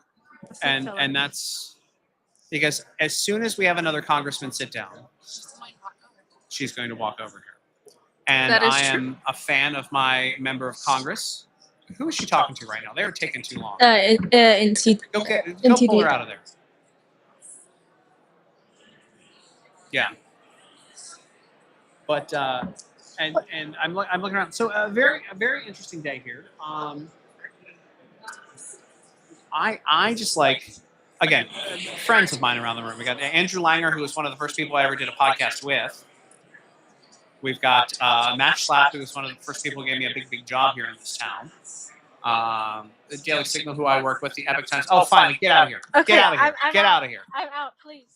You understand I was killing time for you to come over here because every time you came by, there's somebody sitting over here. You know, some nobody's been sitting But I'm over here like, every time I'm you your, come by. you know. You're my home congresswoman. Negative. Yeah. I have a lot of things I need to talk to you about and nothing to do with any of the talking points today. Let's just have a real conversation, all right? Oh no. Oh no. This is Tim Unfiltered. I just want, and look, the post office probably won't be around in like 10 years, right? At this rate. I don't know. They're not very efficient. They're trying to stay open. Well, hopefully we can get things figured out there.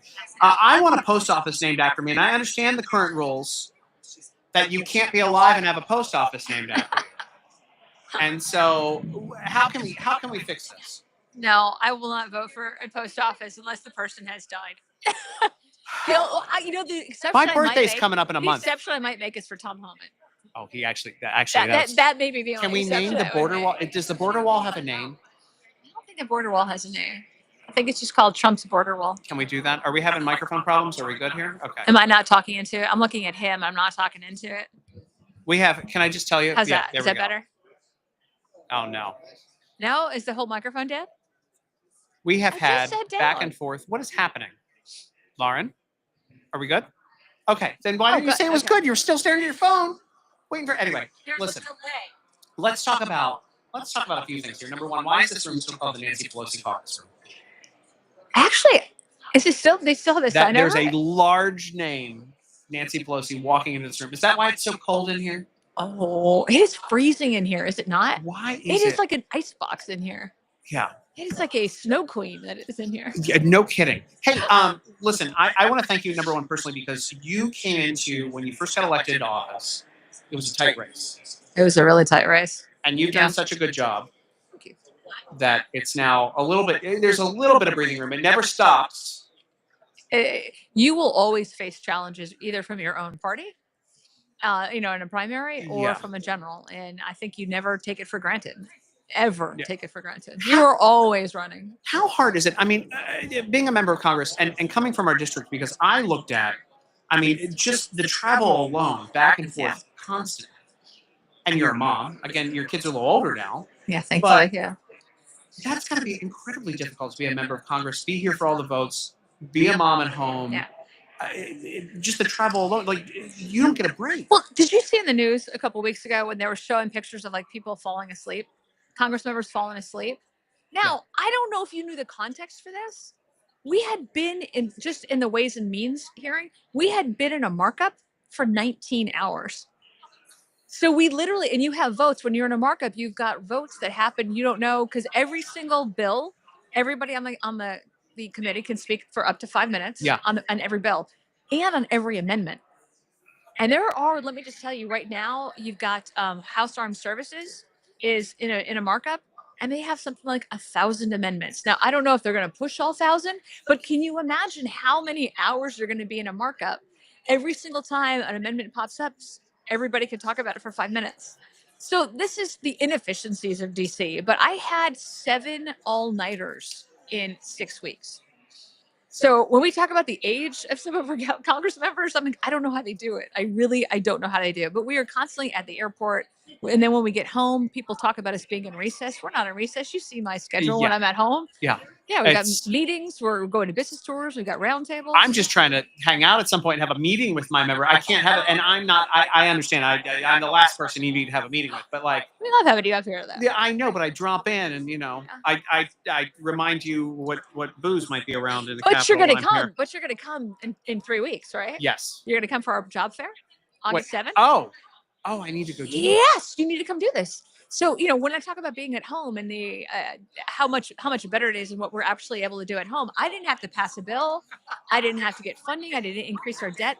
But I responded to the needs of our business owners and a lot of the working families that were saying that they wanted to get paid more, they wanted more benefits, they wanted more flexibility. And we did this job fair.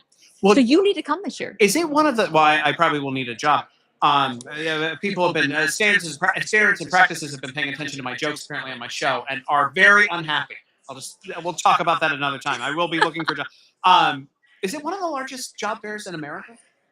It has to be. It has to be. We I'm had 25,000 people last year. Holy Over moly. 500 businesses representing 22,000 jobs. And here's the thing: the reason why it is like unlike any other job fair, a lot of job fairs that you go to are like starter jobs. Almost 30% of the jobs were over 100,000 and above salaries. Like I said, I'll be there to look for a job. It's not just that. You do common sense things for the district that like other members of Congress don't do. And I don't want them to steal your ideas now, but I will give you credit. the entire No, time. I would love every member of Congress to have a job fair. I So- think it would be phenomenal. Brilliant. Number We one. don't compete with them. We No. want them to be successful. Well, then they should take some notes because you do that. And then I got to come and hang out when you bring families and children to the Capitol that can fly in from the district. Nobody else does that. And you have we had hundreds. 364 people that we had come in, and we did individualized, personalized calendars, for them, events the entire weekend that they were here. It was awesome though, because you see these kids, they've never been to DC before. They don't know anything really about their history, and so they practice. They get prepared to come up here. And then you see them when they're here, and they're so excited. Their families are so excited. And I did have one woman, the first year we did it. This is what made me want to continue doing it. Is I had a woman who was a little hesitant the first night, and then we did a bunch of stuff. She had her son up here. She came up to me and she said, she pulled me aside and she said, "I shouldn't tell you this, and I didn't tell anybody in your staff, but I'm a Democrat. I didn't want anybody to know that I was a Democrat because I was afraid that you wouldn't let my son come." And she said, "But after watching you with him and watching your staff and how they have just made this such an amazing opportunity and experience for us. She goes, I've never supported a Republican ever. She goes, I'm going to support you. I'm going to tell all my friends too. And it was like this. She paid for her own trip up there. We were only helping with logistics. Yeah. But to your point, it's like common sense stuff. People can fight and argue and get stuck behind a political label. But it's like when people really feel like you're trying to help them and you do, Yeah. that's the only success I really got out of this job. And having her tell me that, I don't think she recognized how much of an impact she made on me that day. Can I tell you, just from like a personal perspective, and I interview, I go through tons of interviews with these people around here, and I know you personally, obviously, but like, you're not like any other member of Congress I've interacted with. You just seem almost a little normal. I don't want to say normal, but like approachable and cool and just normal. And like everyone who I've ever talked to, when I did a debate with when Brandon Gill was running for office. Yeah. And we did a little thing afterwards where you talk to the crowd and kind of get a little poll. And I asked who their favorite member of Congress was, and that like literally 30% of the audience, not even in their district, said you. Yeah. That's awesome. Yeah. Oh, very cool. And it really is because you're just. Who are those other 70%? I took there's a list, and we'll discuss that later.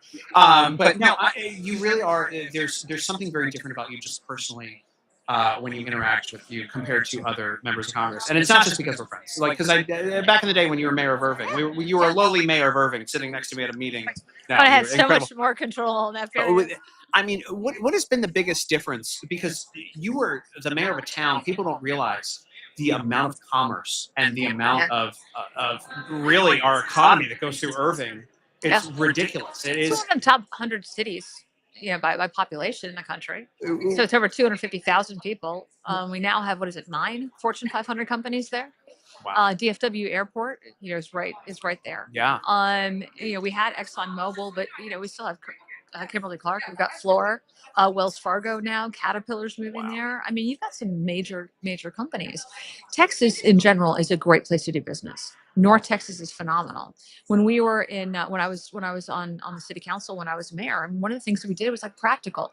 Like when you're a business, we would have. I created when I became mayor. I created a business council, and it's like, what do you want from your city government, right? And most times it's get out of the way, but help us on permitting. Because the longer it takes to get something done, it costs us money. It costs us time. So can you help on the permitting process? So we did. Yeah. We had all of our managers and our directors actually get training to be Six Sigma qualified. And they're either green or black belts. And what we did was we saw some of our neighboring large cities that start with a D, love them, but they were not as flexible, I think, in their time. So it would take them 9 months to get some of the permitting done, and we could get it done in 9 days. And that makes a huge difference. Yeah. And then having accessibility, we would pull these businesses together because we wanted to have the CEOs know each other. I can try to sell my city, but if you're looking at me as mayor, I'm selling my city. But if you've got another CEO who's a potential client, you're going to be able to use them as a potential client, and you also want to talk to them. How is it like to hire? What's the housing market like? What are the schools like? What is really the business environment? I know what the mayor's telling me, but what's really the business environment? And I think providing those things, again, it's not taking taxpayer dollars, but it's using your ability to gather people and to have meetings, but making sure that they're productive. Yeah. So that's what we do. I'm being told that we got to get out of here. My producer there, but listen, we are a little rumor that I'm going to have a studio built for me on Main Street in Grapevine, and Nice. I would like if you could I wanna be maybe, there. it's about time that we had a sit down in our town to I hang love out. that. So That'd I'm be looking great. forward to that. I'm freezing, by the way. I'll shake your hand. It is but freezing. I'm You're done. warmer than I am. I have a hoodie on all the time for a reason. People mock the hoodie, but then it We're turns telling out you, August 7th, Globe Life Field, 11 to 3. Anybody out there listening wants to come find a job? Globe Life Field, August 7th, 11 to 3. I need Bring to your come hang out. resume. You're gonna be walking the. I the- will be. I'm gonna go to We every should single do business. a Yes. what's in your office there. That everyone's saying yes. And by the way, Trinity, who lives in district, this is her first trip to DC. She's my excellent. her director of operations. So that means not Glad to have only you. is she my assistant, but she makes sure that I'm not on dating apps, and that's what director of operations. So You're terrible. thank you, man.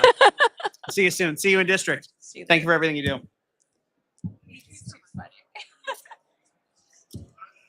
I am having a great time hanging out here. I'm freezing. It is so cold. It was when I was sitting down with you. There was another I felt like it rush. My feet are I'm not used to this. Give me 100 outside in Texas, not this. You have the heater. I know, it's fine. It's fine. We're not saying anything inappropriate. She's got a heater in her office. Oh, no. She told us she has a heater in her office, Lauren. Very salacious. Yeah, she's looking out, though. No, she's looking out. This is awesome. Thank you, ma'am. See you soon. Hanging out here in Congress, 140,000 viewers. A great time here. Are we doing good on connections? Are we doing what's happening? All right. I can mute my microphone for a second if it doesn't burn. You can't do anything.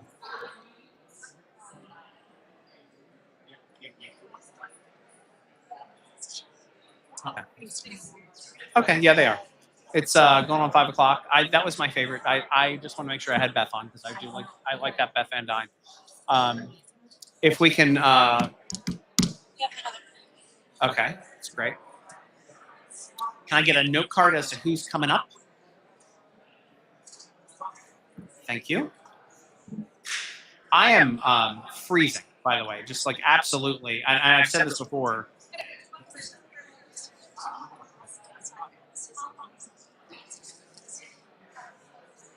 So this is going to be good.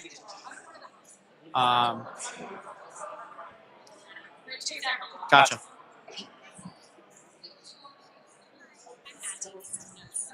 Is it? It's the Wi-Fi here. Is what's screwing up the whole thing. Now I can switch off and just use. I can use my.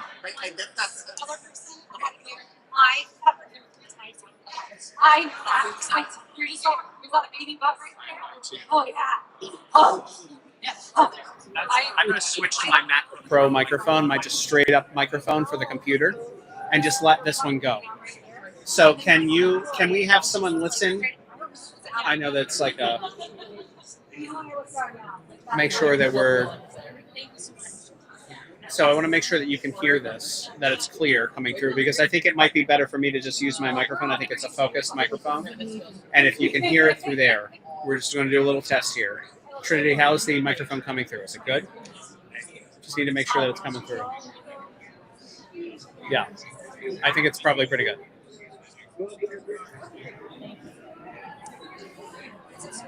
Yes, it's switched off. I have my microphone on for the computer alone without the.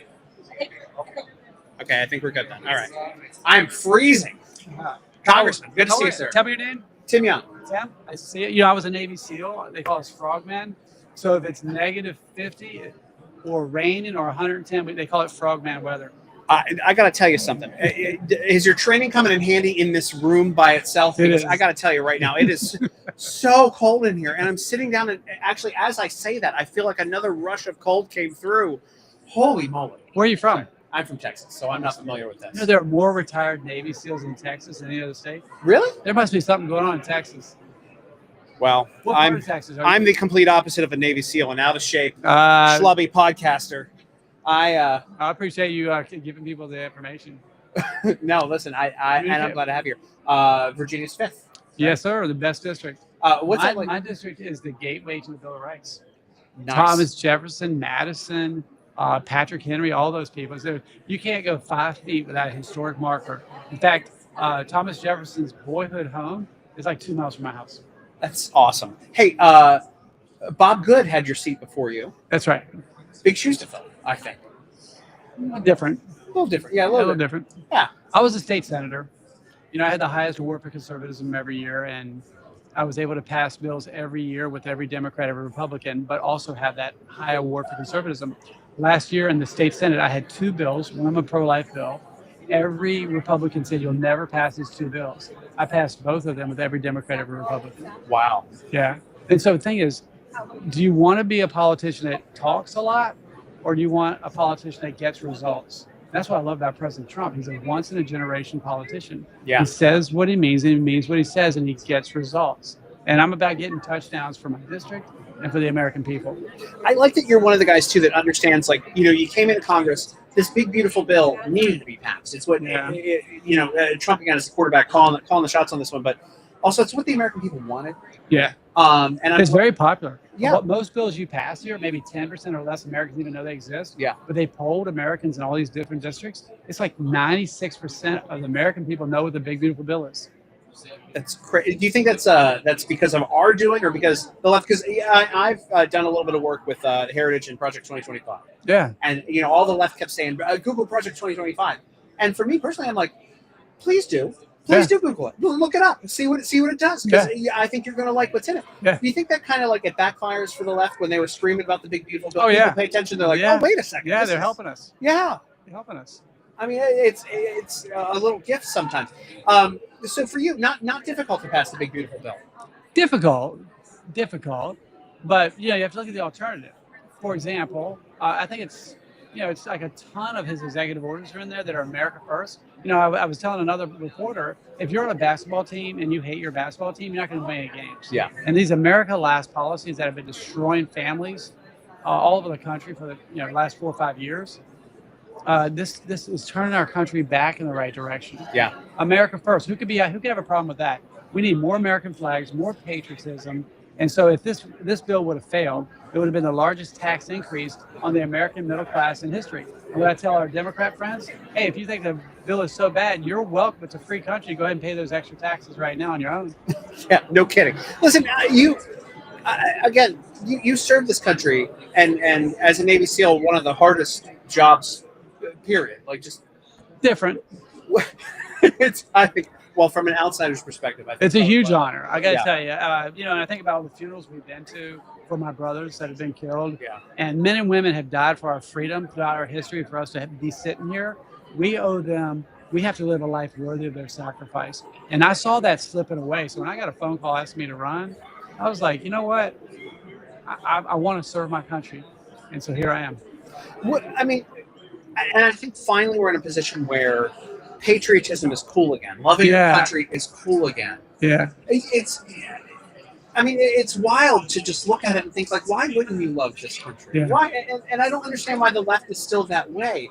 Do you think this is a message that's going to end up harming them in the long run? Do you think we keep winning? Oh, yeah. With like the loving America thing? I think with history, we're going to make history in the midterms. I strongly believe it because I bought my pickup truck with 0 miles in 2019. I just sold it with 245,000. Wow. I've been to 400 churches in my district. I've been to every tractor pull, every rodeo, and I'm just working as hard as I can for a really big district. And people are excited. And so I think we're going to change history. We're going to make history in the midterms because everything that Democrats want to do, everybody calls it an 80-20 policy, like securing the border. I heard President Trump say boys and girls sports is not an 80-20 issue. It's a 97-3 issue. Absolutely. I totally agree. It's a war on women. Somebody told me 10 men won women's beauty championships last year.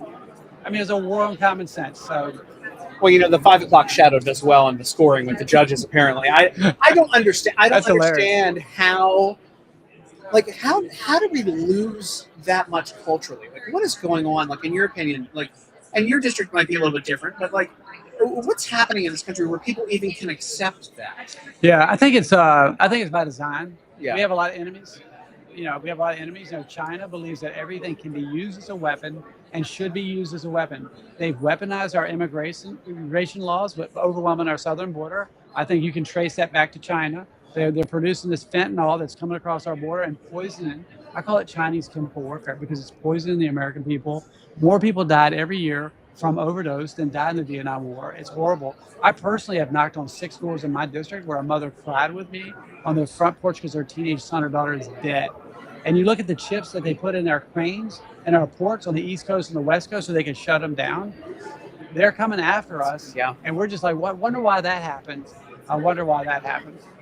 Yeah, no, it's when you look at like TikTok and how a couple Right. of my friends, because I've got banned from TikTok very early on. Apparently, I'm very racist. Who knew? Like, I Right. put up my normal videos and it's like, oh, racist, whatever. Right. They try to get you off there. But like, you look at it, the advertisements to kids with the trans stuff and the LGBT stuff, that is not happening in China. That's not happening there. No. Their stuff is all building up their I kids. think it's by design. Yes. And these universities are getting money from foreign countries that don't like us, and they're programming our kids. And I'm going to exaggerate with you for a second. How many American students believed that socialism was good in 1950? I'll tell you, 4 or 0. And then it's gone up. Now it's thousands. But you know what? It's kind of, I told President Trump this a couple of days ago. It's kind of hard to be a socialist if you own something. And the percentage of people under age 30 that own a home is like record low right now. And so, you know, I'm looking at some legislation that I'm talking with folks about to incentivize, be fair, but incentivize home ownership for first-time buyers under 30. Because like I said, if you own something and they try to sell you a bill of goods with socialism, which you know, socialism, communism has destroyed freedom of religion, expression, everything, and killed millions of people. Yeah. And I can't believe that people come out of our universities and think it's a good idea. But again, it's hard to be a socialist when you own something, because socialism and communism takes your property away and it belongs to the state. Yeah, unbelievable. And I think New York's about to learn that the hard way. Yeah. New York City. Yeah, yeah. Can't believe what's going on. I mean, what is that like? You know, as a member of Congress, when you see other, could you have ever imagined, number one, being a member of Congress, but then having somebody on the other side of the aisle be basically communist, like, and be pro that? I mean, that's got to be mind blowing to have that in America. Sadly, I see it all over our country and all over my district as well. I have a very conservative district, but I see it in my district as well. And again, I went to a university in my district, and I don't know how they let me speak to a whole room full of kids and professors. And a real simple speech. I said, my name is John McGuire. I'm a lawmaker. I'm a Navy SEAL. Before we get started, I have a question for all of you. And they're listening. I go, if you consider yourself a Republican, will you raise your hand? How many students raise their hand? How many? 40, 50. So 3. So I said, okay. And they're real loud when they quiet down. I go, all right, how many of you are Democrats? All of them raised their hand, including the professors. So they were real loud and they got quiet. I said, you know what I think? And I looked at them like this. They're like, what do you think? I think you're all Republicans and you don't know it. I got booed. And so I said, all right, let's prove it. I'm a lawmaker. Raise your hand right now. If you want me to go downtown right now, raise all your taxes. How many of them raise their hand? None. 0. I said, less taxes or no taxes, that's a conservative principle. I convinced them about the importance of a strong national defense and your God-given right to protect yourself and your family. All of them agree with that. Freedom of religion, all that. And I wish I had a better idea, but I said, if you got $20 in your pocket, can you go to Target and buy a $40 sweater? And one guy was on his phone. He goes, no, man, everybody knows you can't. Everybody's like, no, you can't do that. Oh, you believe in fiscal conservatism, fiscal responsibility. So when it was all done, I thought these students would bolt out the door. They all lined up to shake my hand. Here's what they said. No one has ever explained it to us like that before. So the point is, we can talk. Again, you got politicians that talk a lot of crap, Republicans that beat up other Republicans, which makes no sense to me because you're helping the Democrats. Yep. I mean, if I want everybody to be like me, they got to be me. But like Trump was able to get all these different personalities to get that one big beautiful bill.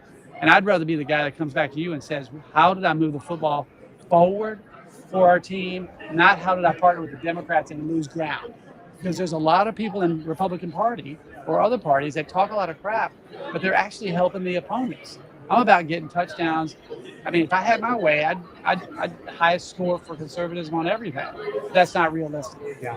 Congressman McGuire, I'm getting the call out here. I got the 0 a second ago. Thank you so much for being here. Thanks for having me on. And I'd love to do a longer form interview with you. I'll give you this. This is my card, and my chief of staff will give you his card. Absolutely. I think my team will take it over there. Foremost. And just what I told you I did at that university, I'm just one man, small little group, but you have a voice. And you in your own way, God has given you a voice and a service to save our country. So we'll all do our part. Thank you so much. And then give me a kick in the pants if I need it. I will. I absolutely will. I mean, well, listen, honestly, I don't have all the answers either. Yeah. But I pray for it, and I make friends like you, and together we'll do it. We're going to do it. Absolutely. Thanks for being here. It got colder in here. Did it get colder in here? I am like, holy moly. I'm freezing. I don't think people understand is it 40 degrees in here? The taxpayer dollars leaving the air conditioner on right now is a moment. Who we got next? I'm gonna sit on here first. Trinity, you're gonna charge up your phone there. I need to I actually have a little bit of a surprise for you, Tim. How you doing? Trying to get rid of you, aren't they? They are. I have a surprise for you that I want What? to talk about. Oh, you have a surprise for me. Okay, well, what you can do is you can take that out because your plug down here has 2 plugs in it. Oh. And I can't feel it because my hand's cold. But there you go. There we go. Thank you, Oh my thank you. gosh. Um, I'm no, I wanted to show you. yes. Oh no, I don't know if we're I having am- somebody go on right now. Whew. There's so many things happening, guys. Let's do it. Well, you might have to get up here in a second. That's fine. But do you have something to show me while we're here, Trinity? Yeah, I want to show the viewers at home because I told my sister I would do this. She made a gift of you. Oh, that's fun. Thank you. Can about you? when you embarrass yourself. Yes. For everybody watching at home, this is the Tim Young gift. Believe it or not, my sister made that, so shout out to her. That's great. Thank you.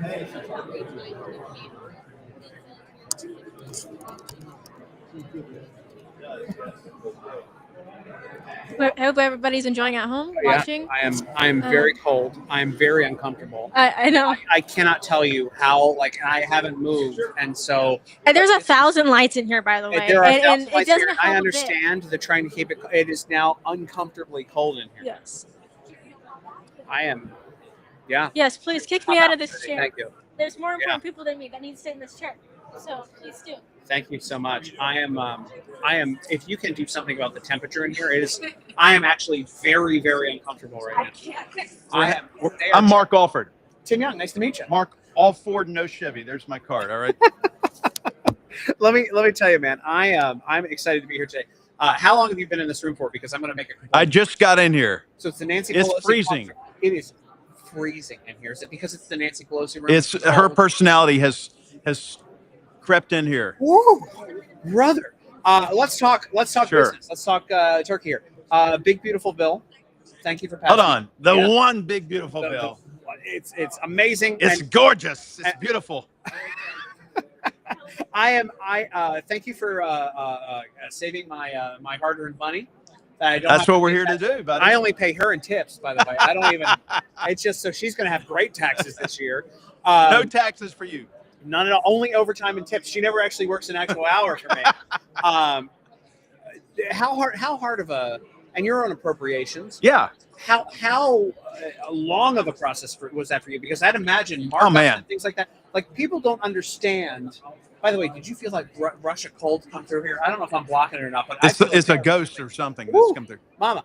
How when you go into markup, how long are those committee meetings for? Well, right now we're going through the appropriations markup process. I'm new in appropriations. We have 12 subcommittees. Yeah. All right. We get those out of committee. Those aren't very long. The long ones are the full committee markups for the 12 bills. We've done 5 of them. And in past years, I'm told they're, relatively quick, a couple of hours. The Democrats now, because they can spend 5 minutes each on their speech, they pretty much filibuster, and it will take maybe an hour or two just to get through the opening statements. Most members don't give opening statements. We just get right to maybe amendment, debate, that sort of thing. But the Democrats have nothing left. All right. They have no leader. They have no vision. They have no message. And so all they can do is try to cut down Trump, cut down our budget process, that we are making effective cuts in the budget this year. They don't like that. And so they're going to do everything. It's like dealing with a child. They're kicking and screaming. They don't want to go to bed. Yeah. It's time to go to bed. It's not just 5 minutes for an opening statement. It's 5 minutes for every amendment, isn't it? Exactly. And they will filibuster. And, if and what our chairman said, hey, if you feel that you really need to speak about something, do it. I did that today. I did not plan to speak. But the Democrats, I think, were unfairly. This was for the subcommittee for Commerce, Justice, and Science. We are taking 25% out of the budget for the ATF. I feel like they are way out of control.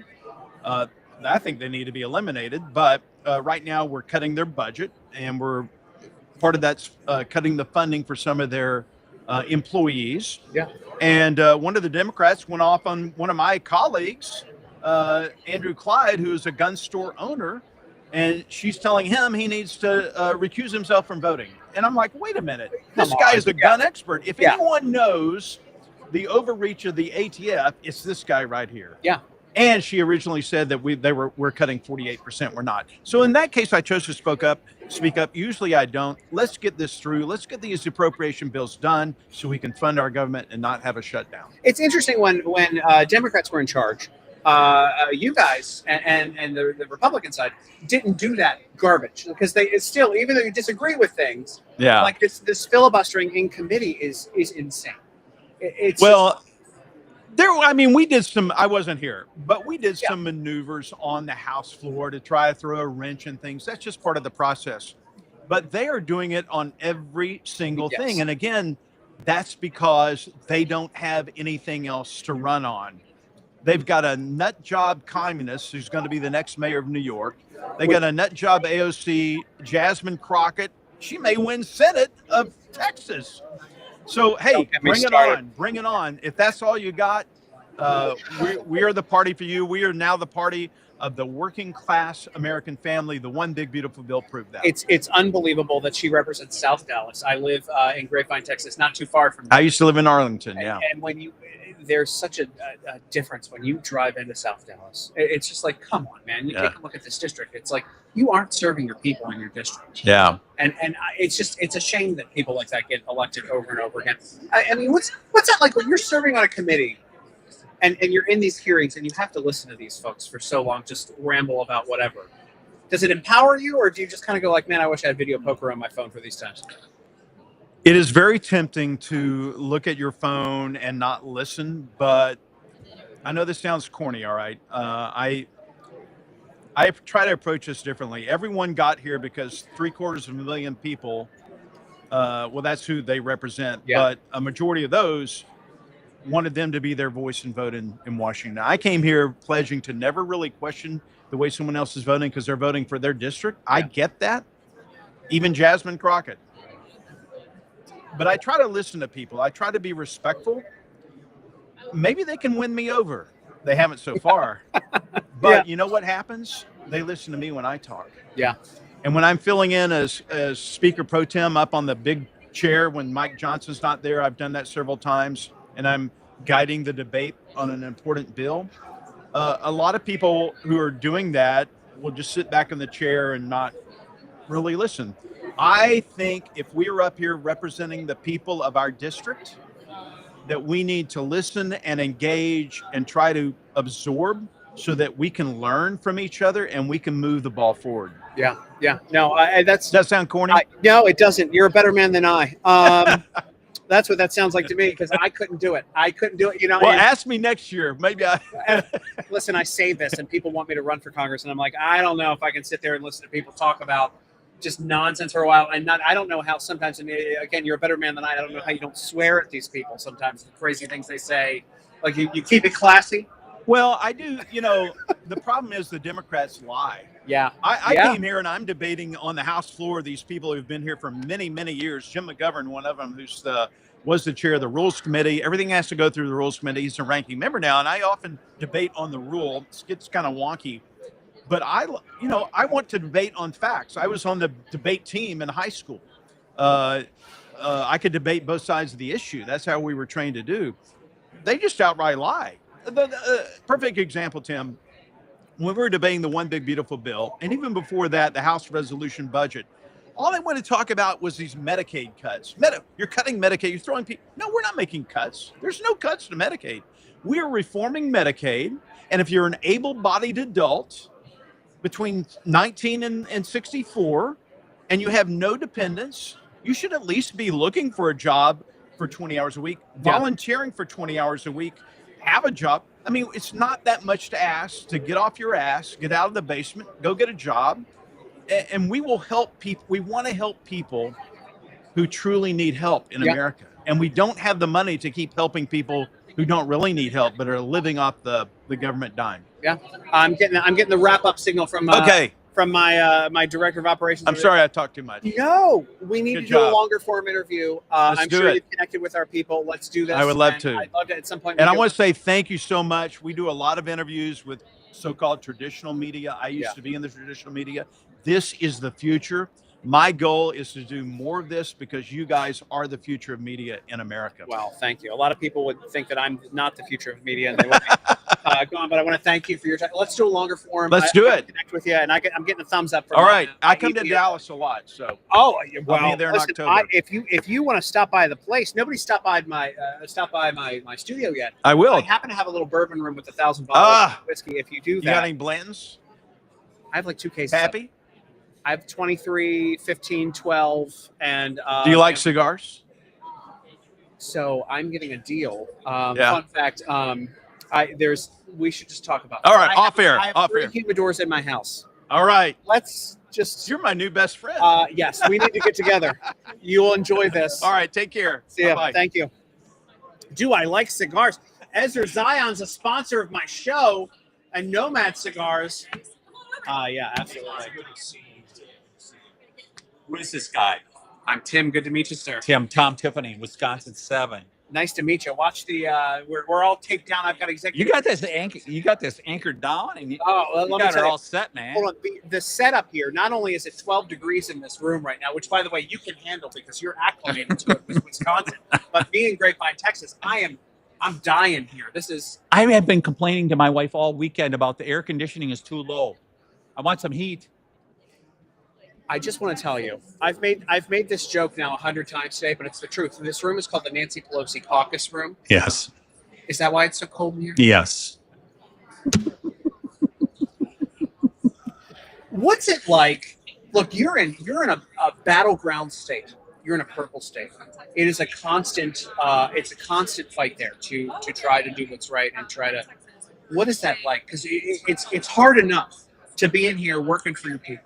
To be in here trying to pass the big beautiful bill, which we did. Thank you for the tax cuts, by the way, and protecting the country and all you did. But you have to be constantly working hard in that state, harder than some people who might have a little bit of padding to be able to do what's right and keep conservatism and Republicans in Congress. Like, what's that like? So I sit in a district. Last election, 2024, I got 63.6% of the vote in the district. So I am in. You'd call it a safe seat. Yeah. That's not how I treat it, though. Yeah. I embrace the challenge. And I say that to my constituents all the time, and the Republicans, my local Republican parties, is that embrace it. They have to come through Wisconsin to win. We have to go through Wisconsin in order to win. So let's embrace it and let's go get it done. And let's do like Iowa, Ohio, and Florida, and let's become a red state. Yeah, absolutely. Listen, I've spent a lot of time in Minnesota. I spent a lot of time in Wisconsin. I dated a woman who lived in like Chaska, Minnesota. So we would kind of go up in Wisconsin a lot. Beautiful states. Why is it that these lefties always like to move to beautiful states and ruin them? Yeah, it's a really good question. Well, it proves that they are human and that they do want to go to places that are special. Yeah. I mean, you think about where I'm at, and this is probably where you went, was to northern Wisconsin, Correct. into the lake region. Correct. That's where I live. I used to own a dinner and excursion boat. My wife and I ran it for 20 years. We were in the hospitality business. Yep. And,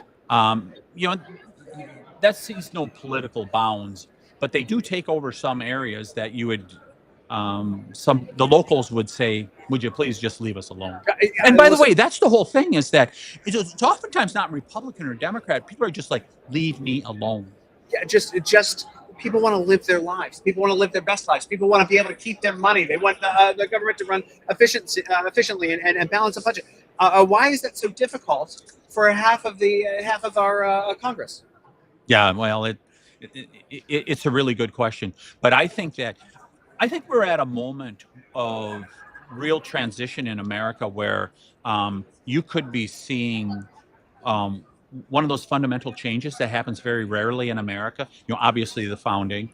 Go back to Civil War. Republican Party started just a few years before that, and then of course FDR, the New Deal. I think we may be at one of those inflection points in America where you're going to see a renewed American ideal where we go back and respect the founding principles. Yeah, and it's cool to love America again. I think that's the thing that's happening right now, is that we're patriotic again. We actually, and I think to his credit, even though not to his credit, Joe Biden being such a terrible president and lowering the security of our country and us losing potentially losing parental rights for crazy reasons. People now believe in the country again. They believe in what you're doing. They believe in what Donald Trump is doing, and they love it again. There are more American flags now out than I've seen in a long time, and that was the scary thing there for a couple of years. Like American flags were kind of like disappearing, and we're seeing other countries' flags show up. Yeah, go ahead. Yeah, go back to the election in November. I think about traveling around Wisconsin as we were campaigning for President Trump and trying to win that Senate race, which we came so close to doing. I thought there were two categories of people that we were really after. One was people who were hunters. We were really going after them because a lot of them don't vote, and we see real opportunity there. But the other was the 18 to 24-year-olds. It was striking.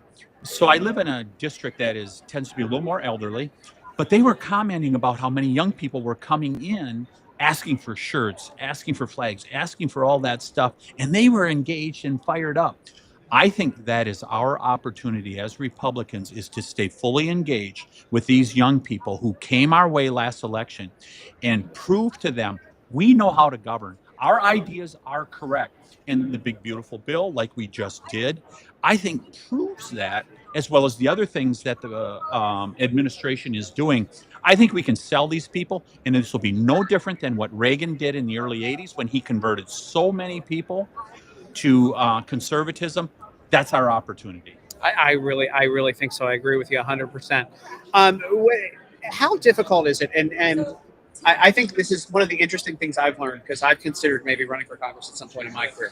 How difficult is it to travel? Because you're home, obviously you care about your district. You got to be there. You're representing the people. You're out in the field all the time, and you have to fly back and forth. That's not an easy flight from rural Wisconsin. That's not an easy travel to come back and forth. Are you on the road just all the time? On the road a lot. There's no doubt about it. Yeah. But yeah, when you're, especially those of us in rural districts, we're almost always connecting so that we're not able just to fly out of Minneapolis or just fly out of Chicago. We have to connect. And that's where you run into your problems, is when you got connections. Yeah. And so it does provide some challenges. But you know what? As my mother would say to me, you signed up for it.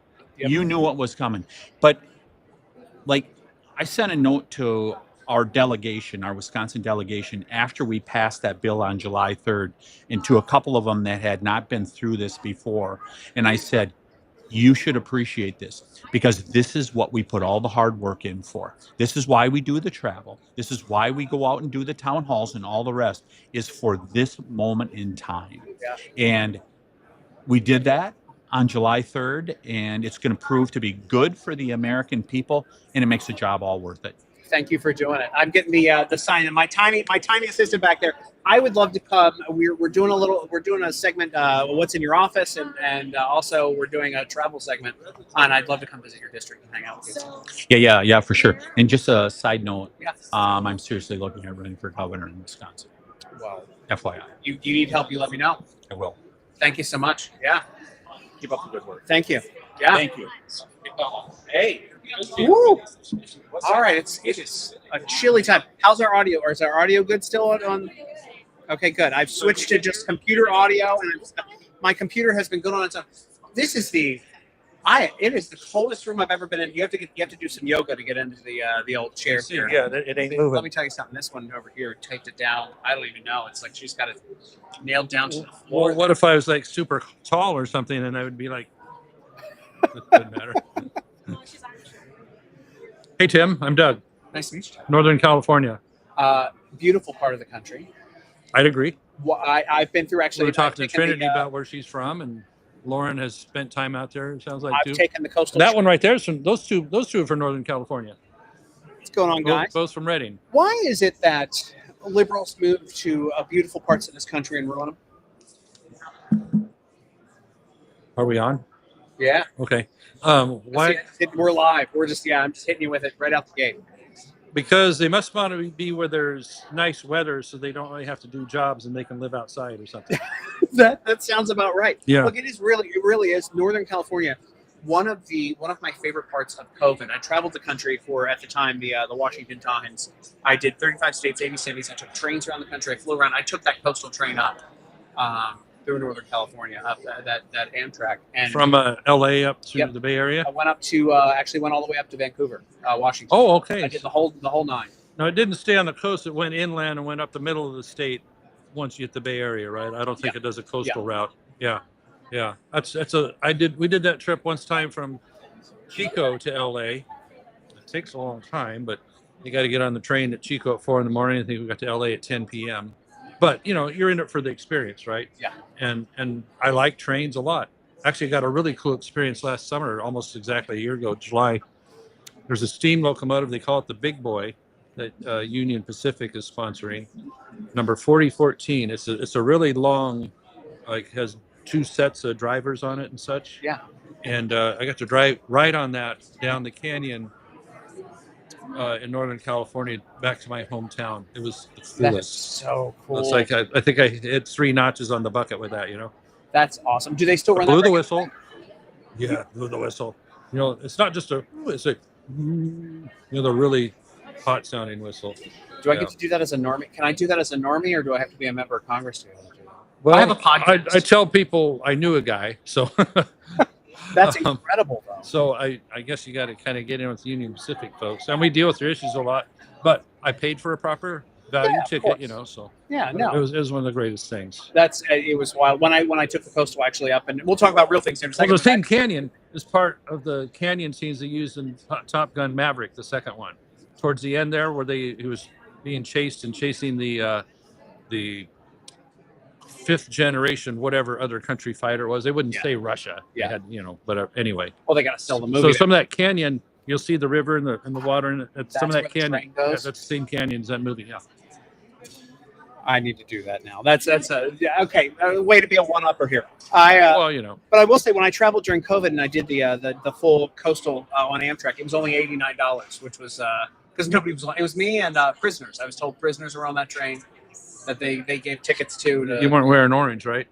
No, but they gave them a trash bag. They came on with trash bags full of their stuff, and the conductor of the train said, "Hey, where's your computer bag at right now?" And I go, "It's in my seat." He goes, "You might want to go get that because it's just a bunch of criminals and you on the train right now hanging out." Now, listen. You wouldn't want to wear orange anyway. No, Because that's the Giants' colors, San Well, Francisco Giants. and the Baltimore Orioles. I'm not a. Oh, the Birds, yeah. Okay. Now, you guys got Bochy now, right? Yeah, we do. Boch, he was our guy for a long time. He won us a World Series. Yeah. And got me back into baseball. He Actually, took one from you too, though.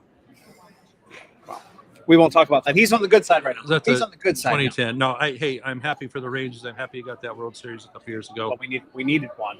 Yeah. We Yeah. hadn't had any. I don't think that was the No, first I think one? that was the first one. I think the Stros got a couple, but you guys yeah. needed one. Well, but they had a little. They cheated that one year. We were in a No, it was against the Dodgers, so it doesn't count. We hate the freaking Dodgers. Okay, bad. Hate those guys. Overrated, over high cost.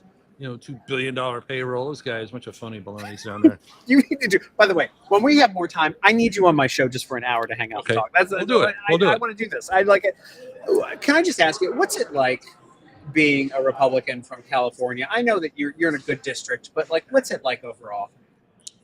We're from Northern California, and that doesn't mean San Francisco. It doesn't mean Sacramento. It means way North California. If you look at the map, you might look at California as 3 segments. You got maybe Fresno South or Bakersfield South, call it that. You got the Central Valley, and you have all the stuff above the urban areas of Sacramento and San Francisco. And that's where we're from, is way up there. It's a lot different than the perception. We got woods, we got streams, rivers, snow, mountains, some flatlands. I'm a flatlander from what's called the Sacramento Valley in the north part of the state. And I'm a farmer in my real life there. We farm rice there. And so it's a lot different than the perception of what you think. Now, it tends to be the playground for the urban folks that you do perceive as the Californians. Like, you ever see the skit on Saturday Night Live? Oh The yeah, Californians. Yeah. Took the 10 to the 405. We aren't those people, okay? We don't call the highway number. We just say, take 5 to 99 or whatever, So anyway, so what's it like? I think it's a good life, I mean, we but our politics in California are completely upside down with what the needs of Northern California are, my part of the state. They've introduced wolves into our area because, oh, we need more gray wolves. They're endangered. No, there's tens of thousands, and maybe Tom Tiffany talked to you about that a little bit from his area. There's a gazillion wolves in the upper Midwest in Canada. It's the same wolf. They're not endangered, but they put them there, I think, ultimately try and move people off the land, and that they don't like beef production in those quarters either. That's one way to take care of it, is to introduce a predator into the area. To like, it's unbelievable the audacity of what Democrats are willing to do to shift politics and shift. I don't know. I don't know how their politics works for them or how they get elected on that. You know, other than just the depths of the large cities that seem to think that they're getting duped into that. You know, I mean, look at the record of the mayor of Chicago right now. I just saw some stats on that where the amount of money he's throwing at illegal immigration, and they're laying off all these teachers, and they're devastating their educational system of the city, so they can foster and pay for illegal immigration. I mean, but I have seen, you know, some video of, I think, Chicago Democrat voters that are really angry about that, you know, amongst the black community there. Yep, they're waking Are up. really getting angry over that. So are they turning Republican a little bit? And they don't have to change their party name, but are they starting to listen to the logic we talk about as Republicans? Because Trump has made a degree of inroads with those folks, because more and more starting to see like the lies they're being told by the left are not helping them. They're hurting them. They're keeping them down. They're keeping them suppressed. And doggone it, we're just about opportunity. It's not about trying to get goodies or handouts for everybody, because we've got a $2 trillion deficit here the last couple of years. Yeah. You know, how do you have $2 trillion of deficit and think that we're going to be good long term here? So that's, you know, that's the gyrations we've been going through with the big beautiful bill recently, and what Elon was doing and trying to do with the Doge committee and such. Yeah. Those are just trying to hit a reset button and get us back onto narrowing the gap between spending and the amount of income that does come into the country. And we can't just raise taxes out of it to make that, because that goes overseas. The jobs go overseas, the manufacturing goes overseas, Yeah. or people just quit doing it. You know, so a combination of regulatory relief, tax relief, and saying to everybody, hey, we want you to do this. When Trump brings another auto manufacturer back from Mexico or somewhere else, or an air conditioning, you know, unit company or whatever, you want to build the jobs in Ohio or wherever, those are wins, man. They're wins for everybody, because we've got a tax base here. But you know, I'm explaining the basics to you, know, but it's all. But people need to hear the basics, right? Yeah. Where's the camera? You know. Yeah, no, right there. People need to hear the basics. It's not going to come from government. Government can't possibly pay for all the things that people would ask of it to do, and there's really nothing more satisfactory to folks than doing work, doing a job that's well done. When I go home on the weekend from this place, it isn't just to go vacation or go, you know, hang out somewhere. I like going back to my farm. You know, look at my hands, man. They're all beat up from doing stuff. I like doing the work, and it feels good. You know, I'm back home. I'm back in my shorts and my t-shirts. 105-degree weather. I'm sweating like this, and it feels great. You know, I would take 105 degrees over the AC in this room right now. Well, this AC feels good, man. In this suit here, and you go right outside, and it's all hot and sweaty. It just rained, you know, and all this. So, I mean, we become creatures of the underground when we're here during the week, which is kind of weird. It's nice to go outside and get into reality, but you're in a suit all the time. You just got to stay in the tunnels where it's kind of cool. Otherwise, you blow out your shirt. I need to do a longer interview with you sometime. I'm getting the X from this nice lady over here behind you. That's why I'm looking over. Okay, Trinity. Thank you. Did we cover anything you wanted to cover? The serious stuff? Yeah, we did. No, but we're going to do a longer one with you, and I want to come and do what's in your office with you. And okay, who do you talk to mostly? Who's your audience mostly? Or conservatives on everywhere? I have a million or so people on the internet. Yeah, not just the Rangers fans then. Huh? No, not just Rangers fans. Yep, a couple people on the internet. Thanks. Well, I'm happy for you. We love Boach, so you guys take good care of him down there. Yeah, Bruce Bochy, the manager. Yeah, absolutely. Great man. Hopefully we'll win again, but I don't know. I hope so. Anything but the Dodgers. Hopefully we get the Giants. Maybe the Giants versus y'all. We'll see what happens. We'll talk soon. I'd love to have a longer Thanks, interview man. with Appreciate you. it. Great to be on with you. Here. Thank you all. I am so cold. Want my jacket? Yeah, I do. I really. 9 more minutes. Okay, good. 9 minutes. Who we got? You want to have that guy in the background? All right. Woo. Thank you guys. It is so cold in here. Yeah. Always keep it like this too. It is like 12 degrees in here.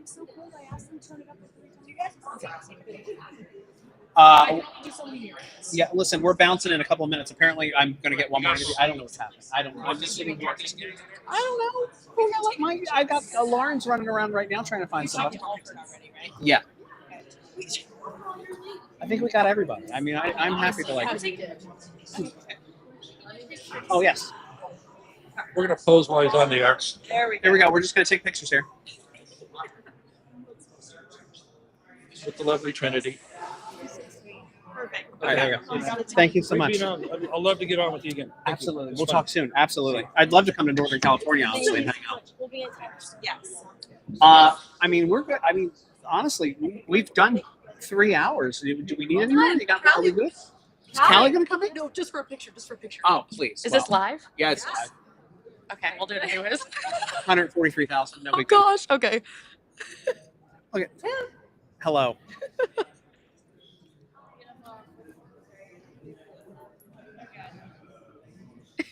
Awesome. Hello, you for putting everyone. this together Yes, today. of course. All right, are we good then? Are we going to wrap up? Let's wrap up. We gotta say goodbye to We have to say goodbye to everybody. Trinity, baby Trinity, please sit I down. want to say goodbye to Baby Nugget, everybody. please sit down here and let's do a. Yes. What a Wrap up. fantastic day. Oh my goodness, it's 3 been hours. great. I wish this happened every day. I live don't. here. I do not wish this happened every day. It is so cold in here. This has been a fantastic time. I did like hanging out with members of Congress. If we could do it with some sunlight or some heat at some point, that would be That amazing. would be the only pick me up thing. Nine fleece out of 10 or a stars. blanket. If it were hot in here, can you imagine how much you would just like that? I would hate it if it was hot in here too. Let's be very honest. I would be upset at anything that would happen in here. You're like So, Goldilocks. I want to thank everyone for watching this today. If you want to go hit the retweet button, please go hit the retweet button. 143,000 is where we're going to end up at the day. Not a terrible day on the internet, on the It's been interwebs great. here on X. I've had a delightful time hanging out with you. Trinity, thanks for all of your help today. Executive welcome. producer Lauren, thank you for hanging out today. I got promoted. You got what? I got promoted. I'm like shaking on camera. It's You so did. cold Well, in here. it's and it's so cold that you're shivering. So let's get out of here so that we can all warm up and go booze it up in Washington, D.C. That's what we're here to do. Let's To do drink it. heavily and occasionally talk to congressmen. And that's what we do here on the show. That being said, I probably have to do some other interviews. Let's pack this up and let's run. Thank you for look Let's at do this. They had a little thing for me today. I had this, and then I want to thank the Republican Study Committee. This is going to be for you. You can take it home. Oh, great. Souvenir. It's so cold. It'll be This for my, mug is my cold. sister. Oh my goodness. Everything is so cold here. All right, thank you That's guys for being nice. here. Thanks for watching. Thanks for participating. Thank you, to everybody. the Republican Study Committee, and thank you to Kelly Means and all the other people who've stopped by and said hello. It's been a great time hanging out. Thank you to my staff for being here, and I'm done. I'm freezing. I gotta go. Thanks for being here, guys. I hit the retweet.